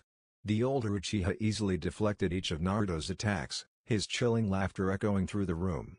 He taunted Naruto, calling him weak, foolish, and naive as he brutally beat the young boy down. "You're nothing but a half-blooded disgrace to our clan," Itachi sneered, his words cutting like a knife. "It's because of you I can't spend time with my own little brother." Itachi struck Naruto with a kick. "It's because of you, our clan is falling apart," the teen Uchiha said as he punched Naruto in the gut. With each blow, Naruto's body weakened, and his vision blurred. With each insult from the man that he looked up to most, Naruto's pride and confidence broke piece by piece. Despite the pain, he refused to give up, his determination fueled by the love for his family. But it wasn't enough. Itachi, please. Stop." Naruto begged as he was physically tortured some more. Itachi, with a cruel grin, finally unleashed the Tsukuyomi on Naruto.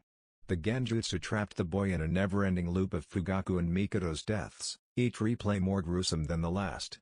The screams of anguish and the sickening crunch of bones filled his ears, while the taste of bile and blood lingered in his mouth. The horrifying images imprinted themselves onto his retinas, leaving Naruto broken and defeated. As his body finally succumbed to the relentless torment, Naruto collapsed to the ground, his eyes losing focus. Itachi's laughter echoed in the background, a haunting reminder of the nightmare that had just unfolded. The Uchiha massacre would leave a lasting impact on both Naruto and Sasuke, forever shaping their lives and forging a dark path for them to walk. The scars of that night would never fully heal, and the inseparable cousins would be left to pick up the shattered pieces of their hearts. Some time later, Naruto's consciousness slowly returned, the sound of beeping machines and the faint scent of antiseptic pulling him back to reality. He blinked his eyes open, trying to make sense of his surroundings. At first, everything was a blur, but as his vision adjusted, he saw his mother, Akane Uchiha, sitting by his bedside, her face streaked with tears. As Naruto tried to speak, his throat felt unbearably dry, the words refusing to form. Akane noticed her son's awakening and, with a mixture of relief and urgency, rushed out of the room to fetch a nurse. Naruto's eyes scanned the sterile hospital room, eventually landing on his cousin Sasuke, who sat in the next bed. Sasuke's face was a blank canvas, the raw emotions of their shared tragedy carefully hidden behind a mask of stoicism. Naruto's heart ached for his cousin, and as the memories of the Uchiha massacre flooded back, he couldn't hold back the tears that welled up in his eyes. Akane returned shortly after, accompanied by a nurse who immediately began checking Naruto's vitals. The nurse's movements were swift and efficient, her face a picture of professionalism. The quiet hum of the machines and the steady rhythm of her footsteps created a dissonant lullaby, a stark contrast to the chaos that had unfolded just days before. The door to the room opened once more, and the third Hokage, Hiruzen Sarutobi, entered. Despite the weight of the situation, his eyes were filled with compassion as he approached Naruto's bedside. "Naruto," he began, his voice gentle, "I know you've been through a terrible ordeal. But I want you to know that we will do everything in our power to capture Itachi and bring him to justice." Naruto's eyes met Hiruzen's, he tried to speak again. But his throat was still painfully dry, the words trapped in his parched mouth. The nurse, noticing Naruto's struggle, handed him a glass of water. He took a small sip, the cool liquid soothing his raw throat. As he drank, the memories of the massacre continued to torment him, the smell of blood, the sound of screams, and the sight of his family's lifeless bodies. Akane, seeing her son's pain, reached for his hand, squeezing it tightly. "It's okay, Naruto," she whispered, her voice thick with emotion. "We'll get through this together." As Naruto and the others were gathered in the hospital room, the door opened once more to reveal Inoiki Yamanaka, the head of the Yamanaka clan. Hiruzen had specifically chosen Inoiki for this task due to his calm and gentle nature, particularly when dealing with children. Inoiki approached Naruto's bed, his face a mixture of concern and empathy. "Naruto, I'm here to ask you a few questions about the night of the massacre," he began softly, careful not to overwhelm the young boy. Naruto, eager to get answers and justice for his family, interrupted Inoiki. "How long has it been since that night?" he asked, his voice still weak from his ordeal. Inoiki's eyes softened as he replied, "It's been an entire week, Naruto." The revelation hit Naruto like a wave, and he took a few moments to process the information. An entire week had passed since the massacre, and it felt like it was just a day ago. Inoiki patiently waited for Naruto to compose himself, offering a comforting presence that allowed the boy to gather his thoughts. Feeling more at ease, Naruto was ready to answer Inoiki's questions. Inoiki resumed the conversation, asking gently, "What were you and Sasuke doing before the massacre occurred?" Naruto hesitated for a moment before answering, memories of that day flooding back. "We were playing with Mito Uzumaki at the playground," he said, his voice steady but tinged with sadness, thinking about the innocence that was lost that day. Inoiki nodded, making a mental note of the information. "How did you and Sasuke discover the bodies?" he asked, his tone cautious but understanding. Naruto's strong resolve to see this through helped him maintain his composure as he recounted the horrifying scene. "We walked through the gates of the Uchiha compound, and that's when we saw it all," he explained, his voice unwavering, the images of the carnage flashing through his mind. Inoiki listened intently, his eyes filled with sadness. Who was the culprit, or were there multiple culprits responsible for the massacre? He inquired, hoping to gather as much information as possible. Naruto took a deep breath before stating the name that had haunted his thoughts ever since that night. "Itachi Uchiha," he replied, the words tasting bitter on his tongue, his heart aching with betrayal and anger. Inoiki's expression grew solemn, and he thanked Naruto for his cooperation. "I appreciate your courage in sharing this information, Naruto.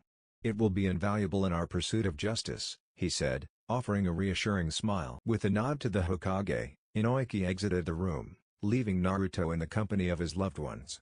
As the door closed behind him, Naruto felt a mixture of emotions, sadness, anger, and determination. He knew that the road ahead would be difficult, but he also knew that he wasn't alone. Surrounded by his mother, cousin, and Hokage, Naruto drew strength from their unwavering support. Together, they would face the challenges ahead, united in their quest for justice and healing. The scars of the Uchiha massacre would never fade, but they would serve as a constant reminder of the strength and resilience of the Uchiha, and Naruto and Sasuke would carry that legacy with him, always. 3 days had passed since Naruto and Sasuke were released from the hospital. Although Naruto's injuries were still bothering him, he was deemed well enough to return to the academy. As the two boys walked through the familiar halls, their classmates couldn't help but notice the significant change in their personalities. Mito Uzumaki, in particular, was deeply affected by the transformation in her friends. She found herself increasingly worried about their well-being and, as lunch period approached, she resolved to check on them. During class, Naruto and Sasuke remained withdrawn, not volunteering for any of Iruka's questions or engaging in their assignments. The girls in the class felt sympathy for the boys, wishing they could find a way to cheer them up. Meanwhile, the male students, envious of the attention the Uchihas were receiving, glared at them resentfully. As lunch period began, Mito approached Naruto with determination in her eyes. "Naruto, how are you doing?" she asked gently, her voice tinged with concern. Naruto offered no response, taking his seat and beginning to eat in silence. Mito's frustration grew until she couldn't hold it in any longer. "Naruto, please talk to me," she demanded, her hands clenched into fists. Naruto's glare cut through her like a knife, his Sharingan activated. "It's your fault my clan is dead," he hissed, his voice heavy with anger. "If you hadn't asked me to play tag with you, I would have been with Sasuke at the compound. We would have noticed Itachi's behavior and stopped him. Being a ninja isn't just games, Mito. You need to take this seriously because if you don't, people will die." His words echoed through the room, reaching the ears of every student. Mito, tears streaming down her face, ran away, her heart shattered by Naruto's outburst. Shikamaru, who had been listening to the exchange, decided to confront Naruto. Lazily ambling over, he spoke up in defense of Mito. "Naruto, chill out. Mito had nothing to do with that deranged psychopath killing your clan," he said calmly, his eyes locked onto Naruto's. "Mito was trying to be a good friend to you, and maybe if you got off your high horse, you'd see that and realize you need friends right now. She didn't do anything wrong, and you should apologize." Before Naruto could retort, Shikamaru turned and walked away, leaving Naruto to contemplate his words. Sasuke watched the exchange happen and was curious on Naruto's well-being. Sasuke hadn't seen what had happened after Itachi casted him and his genjutsu. Naruto seemed darker. As the lunch period continued, the tension in the room remained palpable, each student lost in their thoughts about the Uchiha massacre and the impact it had on their classmates. The once lively academy had been plunged into a somber silence, the weight of the tragedy casting a dark shadow over the hearts of all who had been touched by it. As the school day came to a close, Naruto and Sasuke made their way towards Akane's house, their footsteps heavy with the weight of the day's events. Sasuke felt grateful that Akane had opened her home to him and had accepted the role of acting clan head until he reached Chunin rank. He could sense the regret that Naruto was carrying after his outburst at Mito, and despite not being as fond of Mito as Naruto was, Sasuke knew that Shikamaru had been right. They couldn't have done anything to prevent the tragedy, at least with the facts they have. Feeling the need to address the matter, Sasuke spoke up, his voice quiet but steady. "Naruto, how are you feeling after today?" Naruto's response was dismissive. "It was just another day." Sasuke narrowed his eyes, sensing that his cousin was hiding his true feelings. "Naruto, how are you doing after today, for real?" "I'm the only other person who knows how you feel right now," Sasuke stated. After a moment's hesitation, Naruto admitted, "I feel like shit. I treated my friend badly because of what he did." The two boys made a silent pact, their shared goal now focused on avenging their clan by taking down Itachi. "What did he say to you?" Naruto asked. Naruto had remembered he blanked out when Sasuke collapsed. "He did this, to test his strength," Sasuke replied. Naruto closed his eyes and thought about it. It didn't seem real. As Naruto and Sasuke walked through downtown Konoha, The familiar sights and sounds of the village provided a momentary distraction from their troubled thoughts. They passed by a Jiraku ramen stand, the tantalizing aroma of steaming broth and fresh noodles drifting through the air. Laughter and conversation filled the small establishment as customers enjoyed their meals, the warm glow of the lanterns casting a cozy atmosphere. It pissed Naruto off. How could these people be so happy after such a tragedy struck Konoha? One of the founding clans had been reduced to the size of a small family. Further along, they came across Kenshi's weapon store, the gleaming rows of kunai and shuriken displayed in the shop's window. The metallic clang of a blacksmith's hammer echoed in the background, accompanied by the occasional hiss of hot metal being quenched in water. With each strike, memories of their training sessions with Itachi and Shisui resurfaced, a sour reminder of the bond they once shared. Naruto thought back to how Shisui took them to this shop to get shurikens. Finally, they passed the library, its grand entrance inviting knowledge seekers to explore the vast collection of scrolls and books within. The muffled rustling of paper and the soft footsteps of patrons browsing the shelves created a peaceful ambience, a stark contrast to the turmoil that gripped the young Uchiha's hearts. Upon arriving at Akane's house, she immediately sensed that something was amiss with Naruto. "What happened at school, Naruto?" she asked, concern etched on her face. Naruto tried to brush off her question, replying, "Nothing exciting." Akane's expression shifted to that of a drill sergeant, and she asked again, slowly and deliberately, "Naruto, what happened at school today?" With a deep breath, Naruto recounted the events with Mito, his voice filled with remorse. Akane wasted no time in instructing him to find Mito and apologize immediately.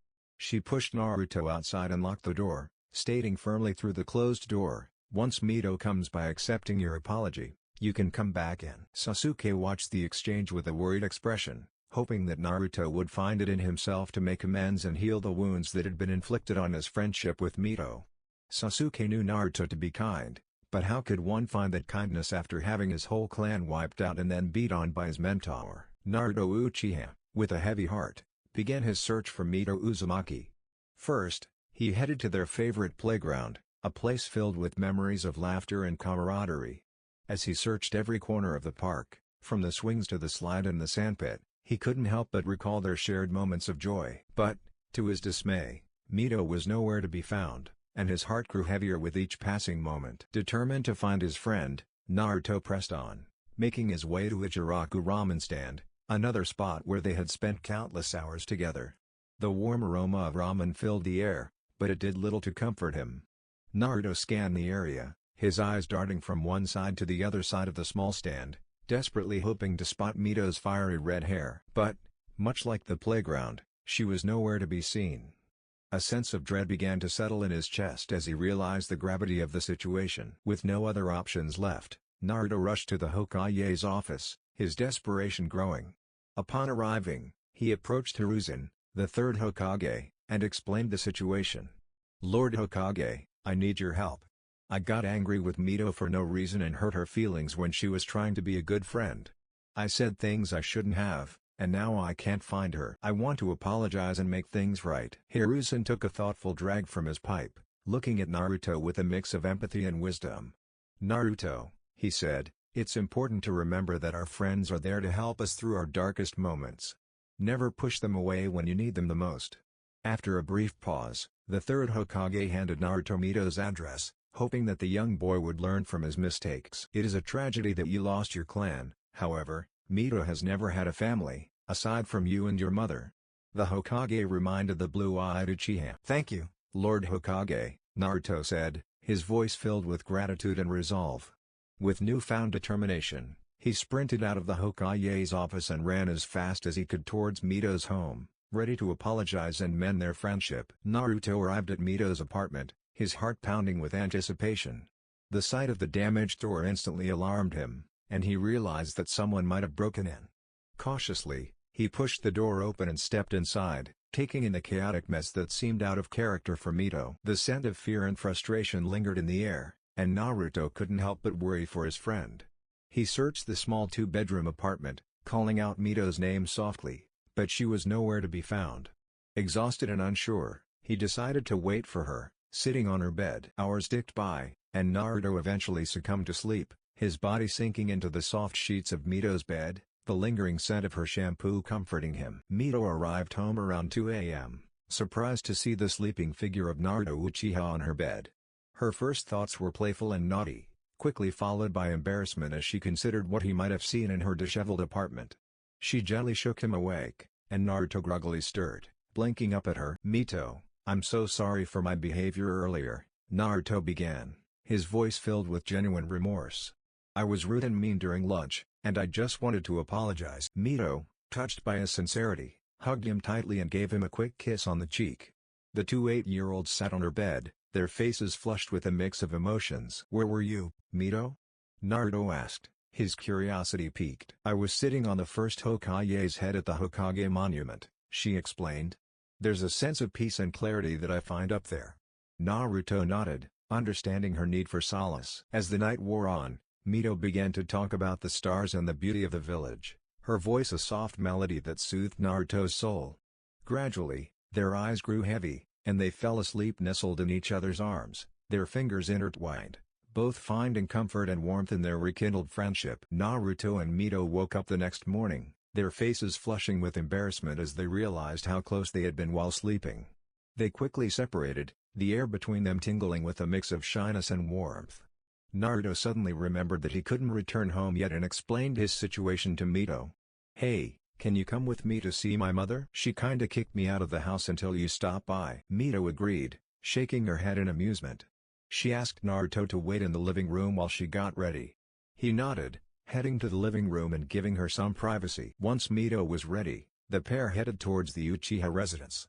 They walked side by side, the distance between them shrinking with each step. Unable to resist the urge to tease Naruto, Mito asked him about their close encounter while sleeping. "So, why were you holding me like that when we slept?" Naruto's face took on a pink hue, as he stammered, "It wasn't my fault.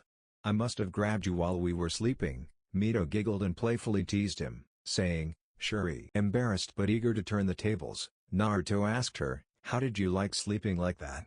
Mito's face turned as red as her hair, and she squealed in embarrassment. Naruto burst into laughter, both of them sharing a moment of pure joy. Finally, they arrived at Naruto's home, where Akane Uchiha opened the door and welcomed them in. They all gathered around the dining table to enjoy a traditional Japanese breakfast of miso soup, grilled fish, rice, and pickled vegetables. As they ate, Mito explained how she had forgiven Naruto and allowed him to stay at her apartment due to the late hour. Akane thanked Mito for her hospitality towards her son, feeling a surge of gratitude and affection for the girl. Meanwhile, Sasuke couldn't help but tease his cousin, asking where exactly Naruto had slept. Both Mito and Naruto turned beet red, and laughter filled the dining table. As they all enjoyed their meal, Akane couldn't help but observe the chemistry between Naruto and Mito. She thought about the possibility of a romantic relationship blossoming between them in the future and couldn't help but smile. It warmed her heart to see her son finding happiness and forming such a strong bond with someone who genuinely cared for him. After breakfast, Mito handed Naruto a journal, its cover worn but filled with love and care. "This is a journal I write in when I go through tough times," she explained. "I've taken my entries out, but I want you to have it. So, one day when I'm Hokage, I can order everyone to read your thoughts." Naruto looked at Mito, his eyes wide with surprise. "Really? You'd give this to me? That's amazing, Mito. Thank you so much," he said, his voice filled with gratitude and warmth. Mito smiled and nodded, her eyes sparkling with affection. "Of course, Naruto. Writing in a journal can help you sort through your feelings and thoughts. I believe it'll help you just like it helped me." Naruto ran his fingers along the journal's leather cover, feeling the indentations where Mito had held it countless times. The texture of the journal was a testament to the emotions it had absorbed over time, making it all the more meaningful to him. He hugged Mito tightly, unable to express just how much her gift meant to him. "Thank you, Mito. I promise I'll take good care of it and use it well." With their bond strengthened, the trio of Sasuke, Naruto, and Mito left the Uchiha residence and made their way to the Ninja Academy. As they walked together, Naruto and Sasuke still felt the lingering pain from losing their clan. They wore masks of happiness to conceal their struggles, but deep down, they knew they could rely on each other and Mito to help them through their darkest moments. Arc 1, The First Real Mission. Chapter 4, The C-Rank Mission. Naruto Uchiha awoke to the first light of dawn peeking through the cracks of his bedroom window. The black-haired boy rubbed his eyes, still feeling the lingering traces of sleep, As he recalled the vivid dream he had last night, yawning, Naruto sat up and stretched his arms above his head, his muscles protesting from the previous day's intense training. With a determined grin, he swung his legs over the side of the bed and planted his feet firmly on the cool wooden floor. He took a moment to gather his thoughts before beginning his morning routine. Knowing the importance of personal hygiene, Naruto headed straight to the bathroom to relieve himself and wash his face. He splashed cold water onto his face, the shock of the cool liquid bringing him fully awake. He then brushed his teeth diligently, making sure to reach every corner of his mouth to maintain a healthy smile. Naruto returned to his room and opened his wardrobe, selecting an outfit suitable for a day of training. He donned a black shirt and a pair of white shorts, the Uchiha clan symbol proudly displayed on his back. He made sure to wear comfortable and durable footwear, lacing up his ninja sandals to provide support for his agile movements. Once dressed, the young Uchiha grabbed his forehead protector and tied it securely around his head, a symbol of his dedication to becoming a successful shinobi. He glanced at his reflection in the mirror, the bright blue eyes staring back at him filled with hope and determination. Just as Naruto was about to leave his room, Sasuke Uchiha, his cousin and teammate, opened the door. With a nod, the two boys headed out together towards Training Ground 7, their breath visible in the chilly morning air. Upon arrival, Naruto and Sasuke found Mito Uzumaki and Sakura Haruno already waiting at the training grounds. Mito, the red-headed daughter of the deceased Kushina Uzumaki, stood tall and proud, her golden honey eyes sparkling with anticipation. Sakura, with her bubblegum pink hair and determined expression, greeted Naruto and Sasuke with a friendly smile. The four young ninjas stood together, exchanging stories of their previous day's challenges and successes, as they patiently awaited the arrival of their sensei, Kakashi Hatake.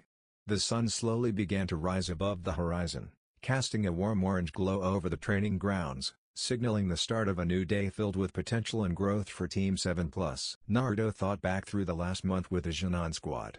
They've completed D-rank mission after D-rank mission, never really facing any true danger.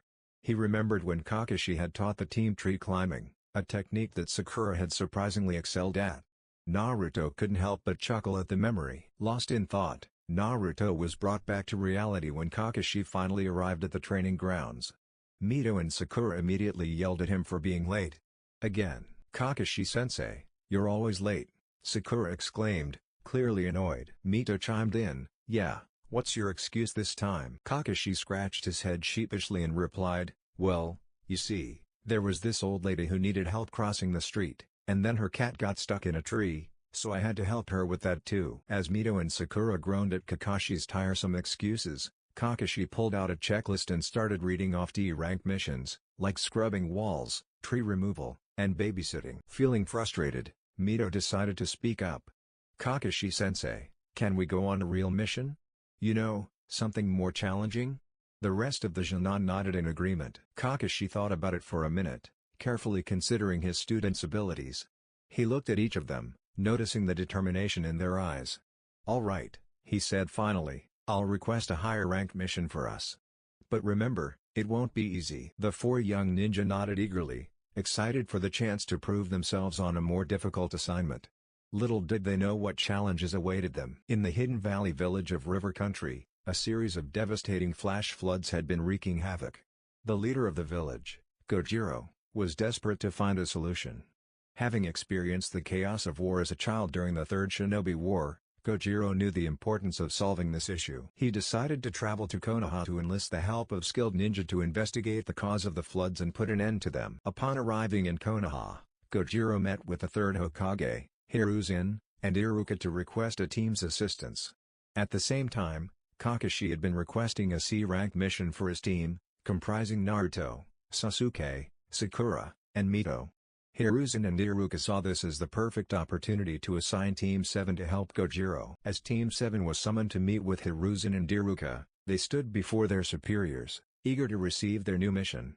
Iruka addressed the group, "Team 7, you have been assigned a C-rank mission. Gojiro, the leader of the Hidden Valley village, has come to Konoha to request your help in investigating the cause of the recent flash floods in their region." Hiruzen added, "It is essential that you find out what is causing these floods and put an end to it, as it is causing significant damage to the village and its surroundings." Kakashi, Naruto, Sakura, Sasuke, and Mito listened intently. At that moment, Gojiro entered the room, a tall man with a lean, muscular build and short, dark hair. He had a scar running down his left cheek, a constant reminder of the hardships he had experienced during the war. Gojiro looked down at the young ninja and laughed at their height. "So, these are the mighty ninja from Konoha? You're just a bunch of kids." Mito, feeling insulted, snapped back at Gojiro. "What's so funny, huh? We may be young, but we're more than capable of handling this mission." Naruto saw that Mito was about to lose her temper and quickly grabbed her arm, pulling her back from attacking Gojiro. "Mito, calm down. We're here to help, remember?" Kakashi stepped forward, trying to defuse the situation. "Gojiro-san, our team is skilled and ready to take on this mission. We will do our best to find the cause of the flash floods and put an end to them." Gojiro raised an eyebrow, still amused by their youthful appearances but decided to give them a chance. "Very well, let's see what you can do. We'll be counting on you, Team 7+. Naruto and Sasuke exchanged determined glances, ready to prove their worth on this mission. With Gojiro's approval, Team 7 set out to uncover the truth behind the mysterious flash floods plaguing the Hidden Valley village. Team 7, along with Gojiro, set out from Konoha on their journey towards the Land of Rivers. As they left the familiar surroundings of the Land of Fire, they couldn't help but notice the drastic change in scenery. The lush forests and warm climate of their home were replaced by the cooler, more arid landscapes of river country. Kakashi led the group, with Gojiro walking beside him, while Naruto, Sasuke, Sakura, and Mito followed closely behind. As they continued their journey, the team marveled at the crystal-clear rivers that were characteristic of this region. The rivers sparkled under the sun, their beauty captivating the young ninja. During their travel, the group engaged in conversations, sharing stories and experiences to pass the time. Gojiro, despite his initially cold demeanor, began to open up to the group, telling them about his life in the Hidden Valley village and the challenges they faced due to the flash floods. As the sun began to set, Kakashi decided it was time to stop for the night. They set up camp near one of the pristine rivers, its gentle flow providing a soothing backdrop to their evening. As the group gathered around the campfire, they enjoyed a meal together and continued their conversations, getting to know each other better. Sakura turned to Gojiro. "I've never seen rivers and valleys this beautiful before. It's no wonder your village is called the Hidden Valley Village." Gojiro smiled. "Yes, it's one of the things that make our village special. But the floods have been threatening our way of life, which is why your help is so important." Mito chimed in. "Don't worry, Gojiro-san. We'll do our best to find the cause of the floods and put an end to them." After a night of rest and bonding, the group woke up early the next morning, eager to continue their journey. With renewed determination, they packed up their camp and set off towards the Hidden Valley village. As they drew closer to their destination, the landscape became more rugged and the river's flow grew stronger. The team proceeded cautiously, aware of the potential dangers that the terrain presented. Suddenly, Naruto felt a shiver run down his spine, as if someone were watching him. He glanced around, trying to spot anything out of the ordinary, but everything seemed normal. "Naruto, is everything okay?" Sasuke asked, noticing his cousin's unease. "I don't know," Naruto replied, still scanning their surroundings.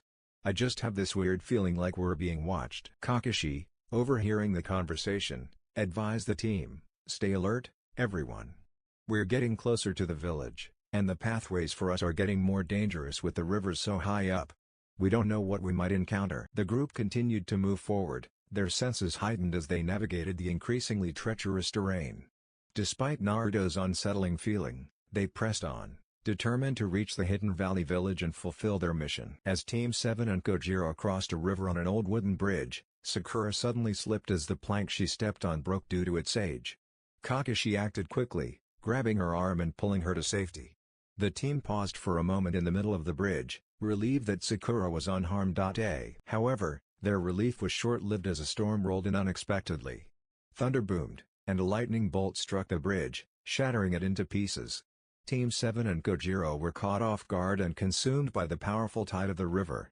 The raging waters separated them, carrying them off to different parts of river country. Naruto Uchiha regained consciousness on a riverbank, coughing up water as Mito Uzumaki performed CPR on him. Once he had caught his breath, he looked around and realized they were alone. "Where did everyone go?"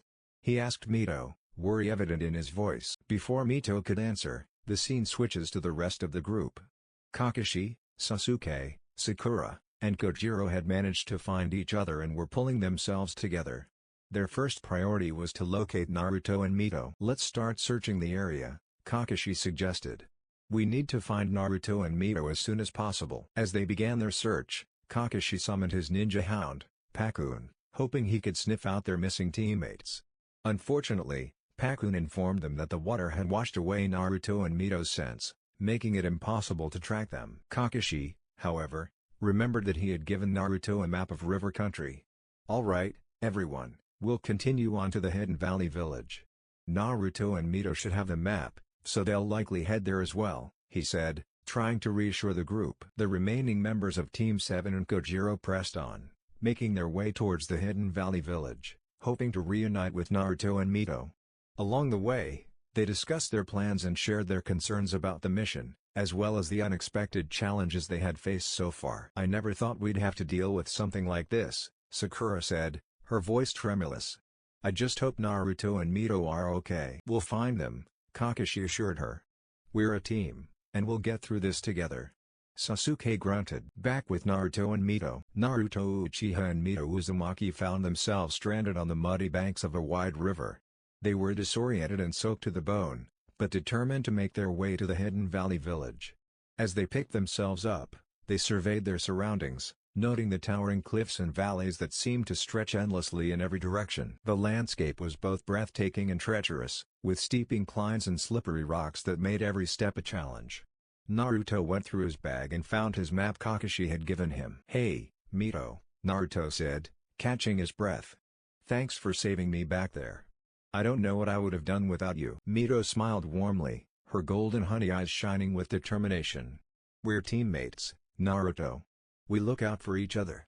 Now, let's find the others and complete our mission." As they started their journey, Naruto and Mito followed the river's course, hoping it would eventually lead them to the village. They crossed several smaller tributaries, carefully balancing on slippery stones and using their chakra to keep themselves from being swept away by the powerful currents. The river seemed to snake through the valleys like silver ribbons, carving their way through the earth and creating steep, narrow gorges. As they continued their trek, they were forced to scale several cliffs, using their well-honed ninja skills to cling to the sheer rock faces. Naruto's Sharingan eyes helped them navigate the treacherous terrain, allowing him to spot hidden footholds and avoid loose rocks that threatened to send them plummeting to the ground below. Mito followed closely behind to avoid falling. They remained steady on their arduous climb. During their journey, Naruto and Mito engaged in light-hearted banter, keeping each other's spirits up and strengthening their bond as teammates. Naruto couldn't help but feel grateful for Mito's unwavering support and friendship, which had been a constant source of encouragement since they first met. As they traversed yet another valley, the duo came across a stunning waterfall cascading from a high cliff. They paused for a moment, admiring the beauty of the scene before them, but knew they couldn't afford to linger. Time was of the essence, and their teammates were depending on them. As the sun began to set, casting an orange glow on the surrounding cliffs, Naruto and Mito found themselves navigating a particularly treacherous stretch of rocky terrain. They were tired and sore, but they pressed on, determined to reach the Hidden Valley village and reunite with their friends. Suddenly, from the shadows of a nearby cliff, a masked ninja appeared. The figure wore a dark gray, form-fitting outfit, and a sinister matte blue devil mask that covered their entire face. The mask was adorned with intricate patterns, and the eyes were concealed behind silver reflective lenses, making it impossible to discern the ninja's true identity. The mysterious assailant wasted no time, immediately launching a barrage of shuriken at Naruto and Mito. Naruto heard the wind's distortion and told Mito to move. The two young ninja instinctively leapt into action, dodging the deadly projectiles and counterattacking with their own array of jutsus. "Who are you?" Naruto asked out loud. The blue devil looked at the two Jonin.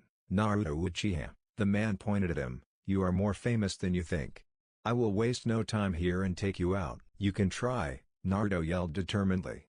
"Mito, I'll handle this poser," he said with confidence. Naruto's Sharingan flared to life, granting him enhanced perception and reflexes as he exchanged blows with the masked enemy. Mito watched the exchange, waiting for the moment to strike the masked ninja. The battle between Naruto Uchiha and the Blue Devil masked ninja was a fierce clash of opposing elements and strength. Naruto, with his two Tomoe Sharingan eyes activated, quickly assessed his opponent's abilities and prepared to employ his exceptional fire style techniques. "Child, you're strong, but I am beyond strength.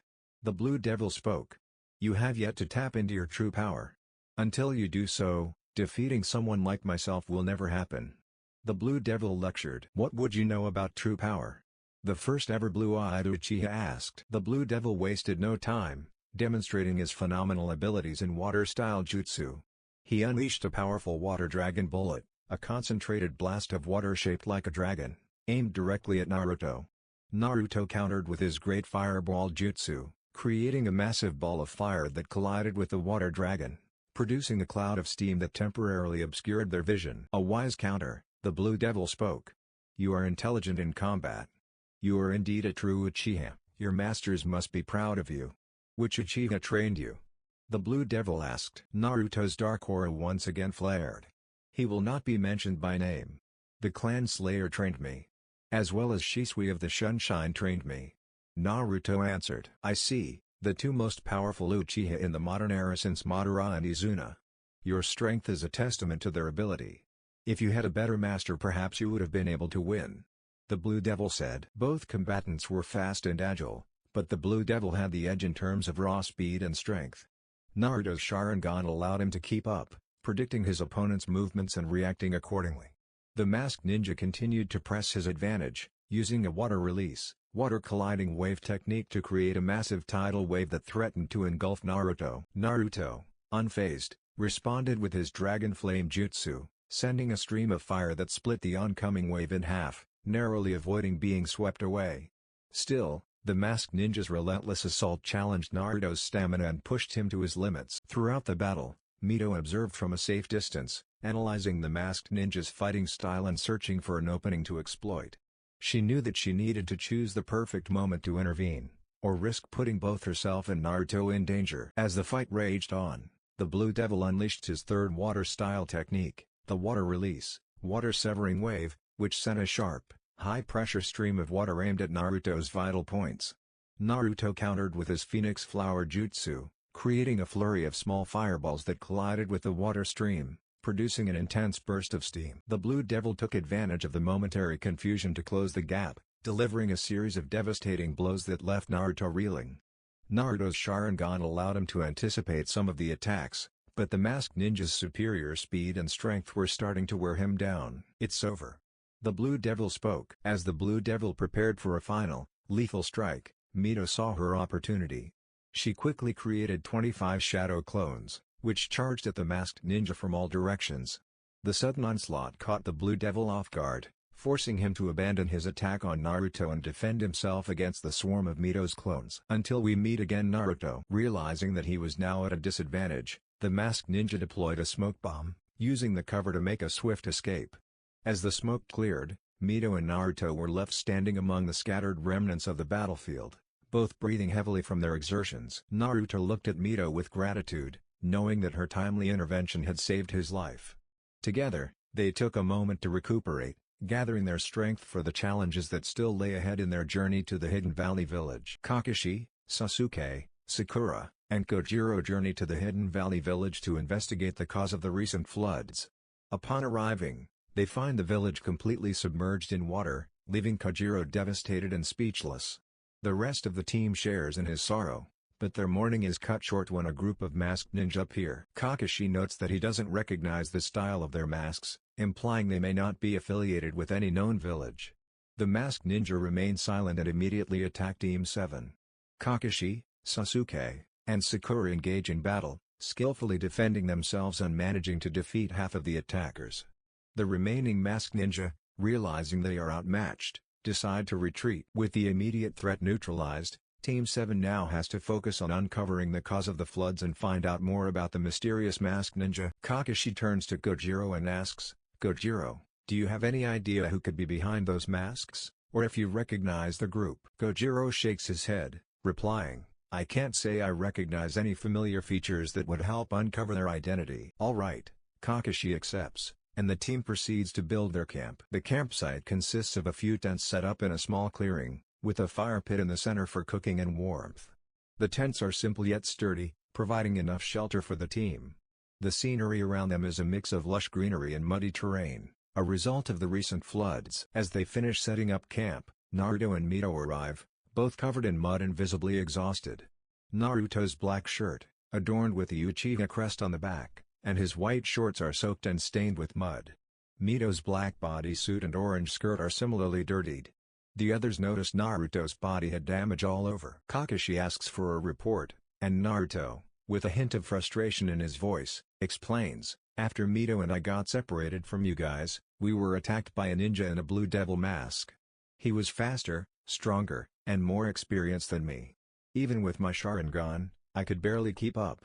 Mito used her clones to deliver a barrage of attacks, forcing the Blue Devil to retreat." Sasuke listens intently, feeling a pang of concern and competitiveness as he hears that someone almost easily dispatched Naruto. Mito, catching her breath, checks in with Sakura, asking, "Are you okay, Sakura?" Kakashi shares with Naruto that their group was also attacked by a known masked ninja, and he suggests that the Blue Devil might be leading them. He tells the team that they will train tomorrow to better prepare themselves for handling this mysterious group. The next day, Team 7+ takes their tents down and repacks their stuff. Gojira looks off in the distance depressed. Naruto notices the man's expression and goes up to him. "Hey Gojiro-sama, I don't know what it is like to lose a village, however when I was young, I lost my clan. Which obviously isn't the same, but I can understand your pain. I know that within time, if you allow friends into your life, that you will heal." The Uchiha stated. "Thanks for your kind words, young Uchiha." Gojiro replies. "I wish I could see my family one more time," he whispered. Kakashi walks up to the two males. Kakashi talks to them. "The stuff is packed up. We can walk back to the Leaf Village and let Lord Third know about the wreckage from the accident." The two nod and Naruto walks up to Sasuke. Naruto talks to his cousin. "What you doing?" he asked. "There's hints of chakra in that water," Sasuke states. The last royal Uchiha had spoke. Naruto looked and activated his Sharingan. "You're right. That would mean the flooding would be created by shinobi." "Kakashi, come here," Naruto yelled. Mito, Kakashi, Sakura, and Gojiro ran up to the two Uchiha. "What is it, Naruto?" he asks. "That flood has chakra infused into it," Naruto shouted. "That's right. It's shinobi created," Sasuke stated. Everyone thought what this meant. The rain clouds, the rising waters, and flash floods are all shinobi created. But to this level? Naruto looked at his cousin. "How did you know?" he questioned. "I don't know, to be honest. It just felt weird. It's like I've sensed this chakra before," Sasuke answered. "How is that even possible? To be able to do this, you would need a Kekkei Genkai or have the ability to control the weather. Or have a group of water-style users."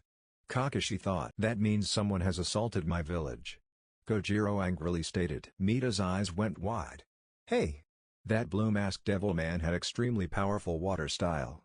Maybe he created it," Mito suggested. "No, for his water style to be this powerful, he would need to be stronger," Naruto stated. "Perhaps he was holding back," Kakashi muttered. "But why? Could he have been testing Naruto?" "He thinks that would be a good guess.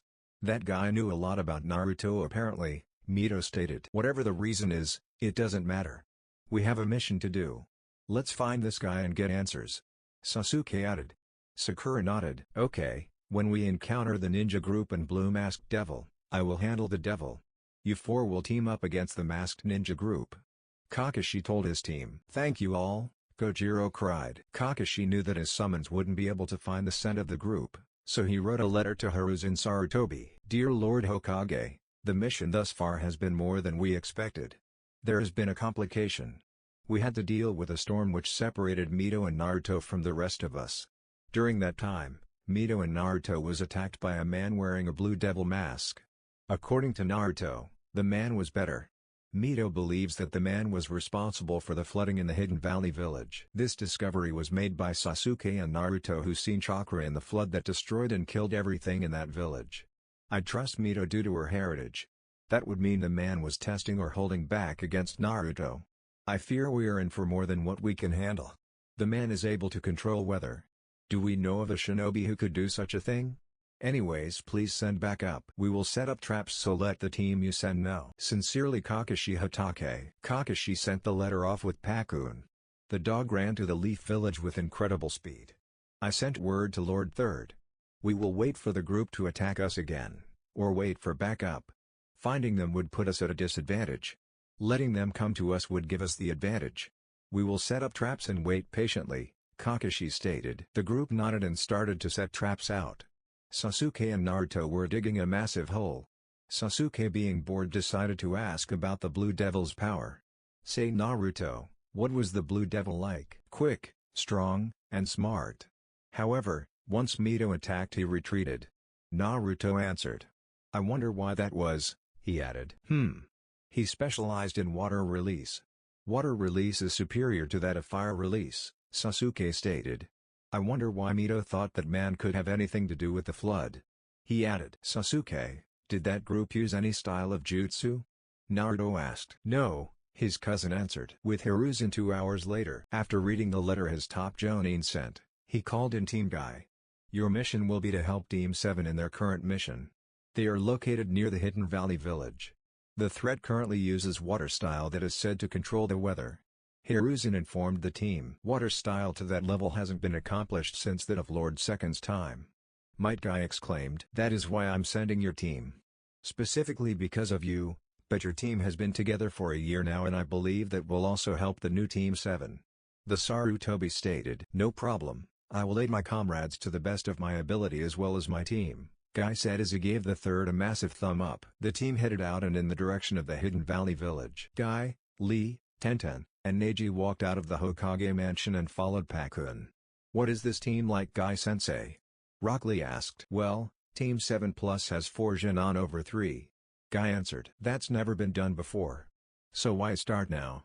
Neji asked. Actually, back during the time of the Shodaime, his brother taught a team of 4. Lord Third, a man named Danzo Shimura, Kagami Uchiha, and Koharu Udatain. Tenten intellectually added. That's right. However, during the First Shinobi War, Kagami was killed by Kuma forces. Might Guy added. This team is led by my rival Kakashi Hatake. The team consists of Sakura Haruno, Sasuke Uchiha, Naruto Uchiha, and Mito Uzumaki.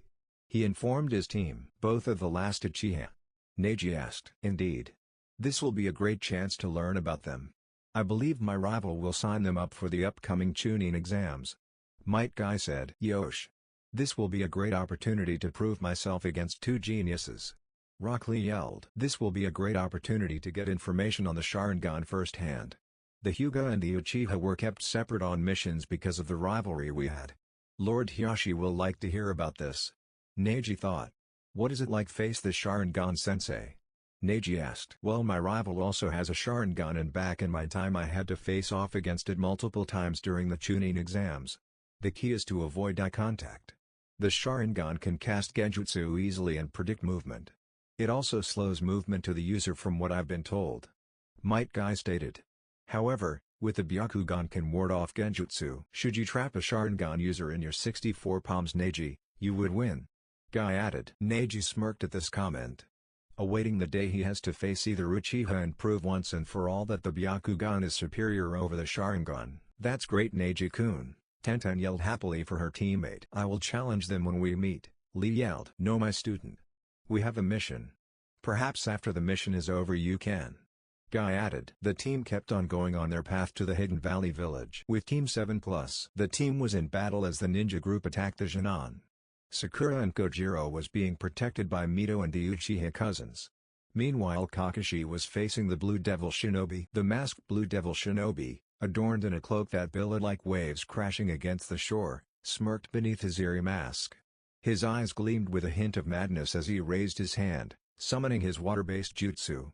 With a swift motion, he sent torrents of water rushing toward Kakashi, forming a colossal wave that threatened to swallow him whole. Kakashi's single visible eye widened as he swiftly leapt into the air, narrowly dodging the monstrous wave.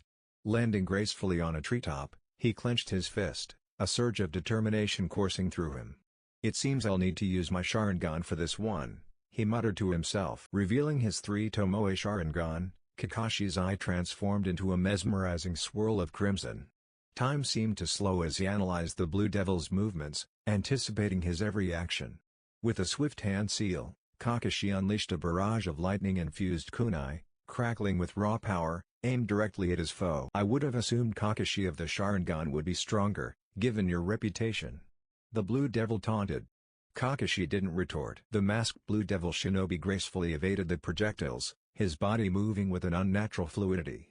He retaliated with a swift swipe of his hand, summoning a deluge of rain that cascaded down upon Kakashi. The water enveloped him, obscuring his vision and weighing him down. For a brief moment, it seemed as though Kakashi would be consumed by the overwhelming force of the storm. But Kakashi's resolve burned brighter than ever. He fought against the torrent, channeling his chakra to propel himself out of the water's grasp. As he emerged, his Sharingan blazed with renewed intensity. "I won't let you drown this village any further," he shouted defiantly. With newfound vigor, Kakashi unleashed a barrage of lightning-based jutsu. Bolts of electricity crackled through the air, striking the ground and electrifying the water. The Blue Devil masked shinobi maneuvered with incredible agility, narrowly dodging each lightning strike. However, Kakashi's relentless assault kept him on the defensive. Their battle raged on, the once hidden valley village bearing witness to their fierce clash. The once serene streets now resembled a flooded war-torn landscape, buildings partially submerged, debris scattered everywhere. The rain poured relentlessly, its rhythm blending with the sounds of their clashing jutsu. As the fight reached its crescendo, the masked Blue Devil shinobi's eyes glinted with a mixture of admiration and madness. "Impressive, Kakashi Hitake. It would appear that my first assessment was off," he hissed, his voice muffled by the mask. "You've proven yourself a worthy opponent, for now." With a final surge of power, the Blue Devil unleashed a devastating water dragon jutsu, summoning a colossal serpent made of swirling water. The serpent coiled around Kakashi, constricting him with its watery embrace. Kakashi struggled against his restraints, but it was futile. The Blue Devil had won. As the water subsided, revealing Kakashi's weakened form, the Blue Devil masked shinobi approached him, his eyes filled with an enigmatic gaze. "Your life is meaningless," he whispered. "Live, and remember the power that could have consumed you." With those cryptic words, the masked Blue Devil shinobi vanished into the shadows, leaving Kakashi unconscious. Naruto, Sasuke, and Mito have fended off that last of the masked ninja group. Thank Kami we finished with them. I wonder if Kakashi-sensei defeated the Blue Devil. Mito spoke. Naruto and Sasuke looked at her and the group recuperated and walked towards the area Kakashi was in. With Guy's team finally made it to the Hidden Valley village. "Now let's find Kakashi," he exclaimed. The team started to run but was cut off by Shuriken. They halted and looked at the direction it came from. They seen the blue masked man. "Hitake has been dispatched of already. It will be your turn now, Green Beast of Konoha," the Blue Devil said with a muffled voice. "I believe this was the man Lord Hokage was referring to earlier," Neji wisely pointed out. "Yes, I believe you are right," Guy added. "Formation 5. Guy called out. Tenten jumped behind the team and pulled her scrolls out. Lee got into his fighting stance in the left corner and Guy in the right. Neji stood in the middle with his Byakugan active. "Ah, the Byakugan," the masked shinobi said. "I just defeated a boy with a Sharingan yesterday. I believe you will be easy to dispatch of as well." He added, "Try if you want. I'll cut off your tenketsu one by one." Neji arrogantly spoke. He began to charge but was stopped by his sensei. "He is playing mind games, Neji. Do not allow him to win that easily, my precious student," Guy said. "With the power of youth on our side, I'll defeat you, Blue Devil." Guy called out. "Like your rival, you too will fall," the Blue Devil said. The scene ended with an intense stare down between Team Guy and the Blue Devil shinobi.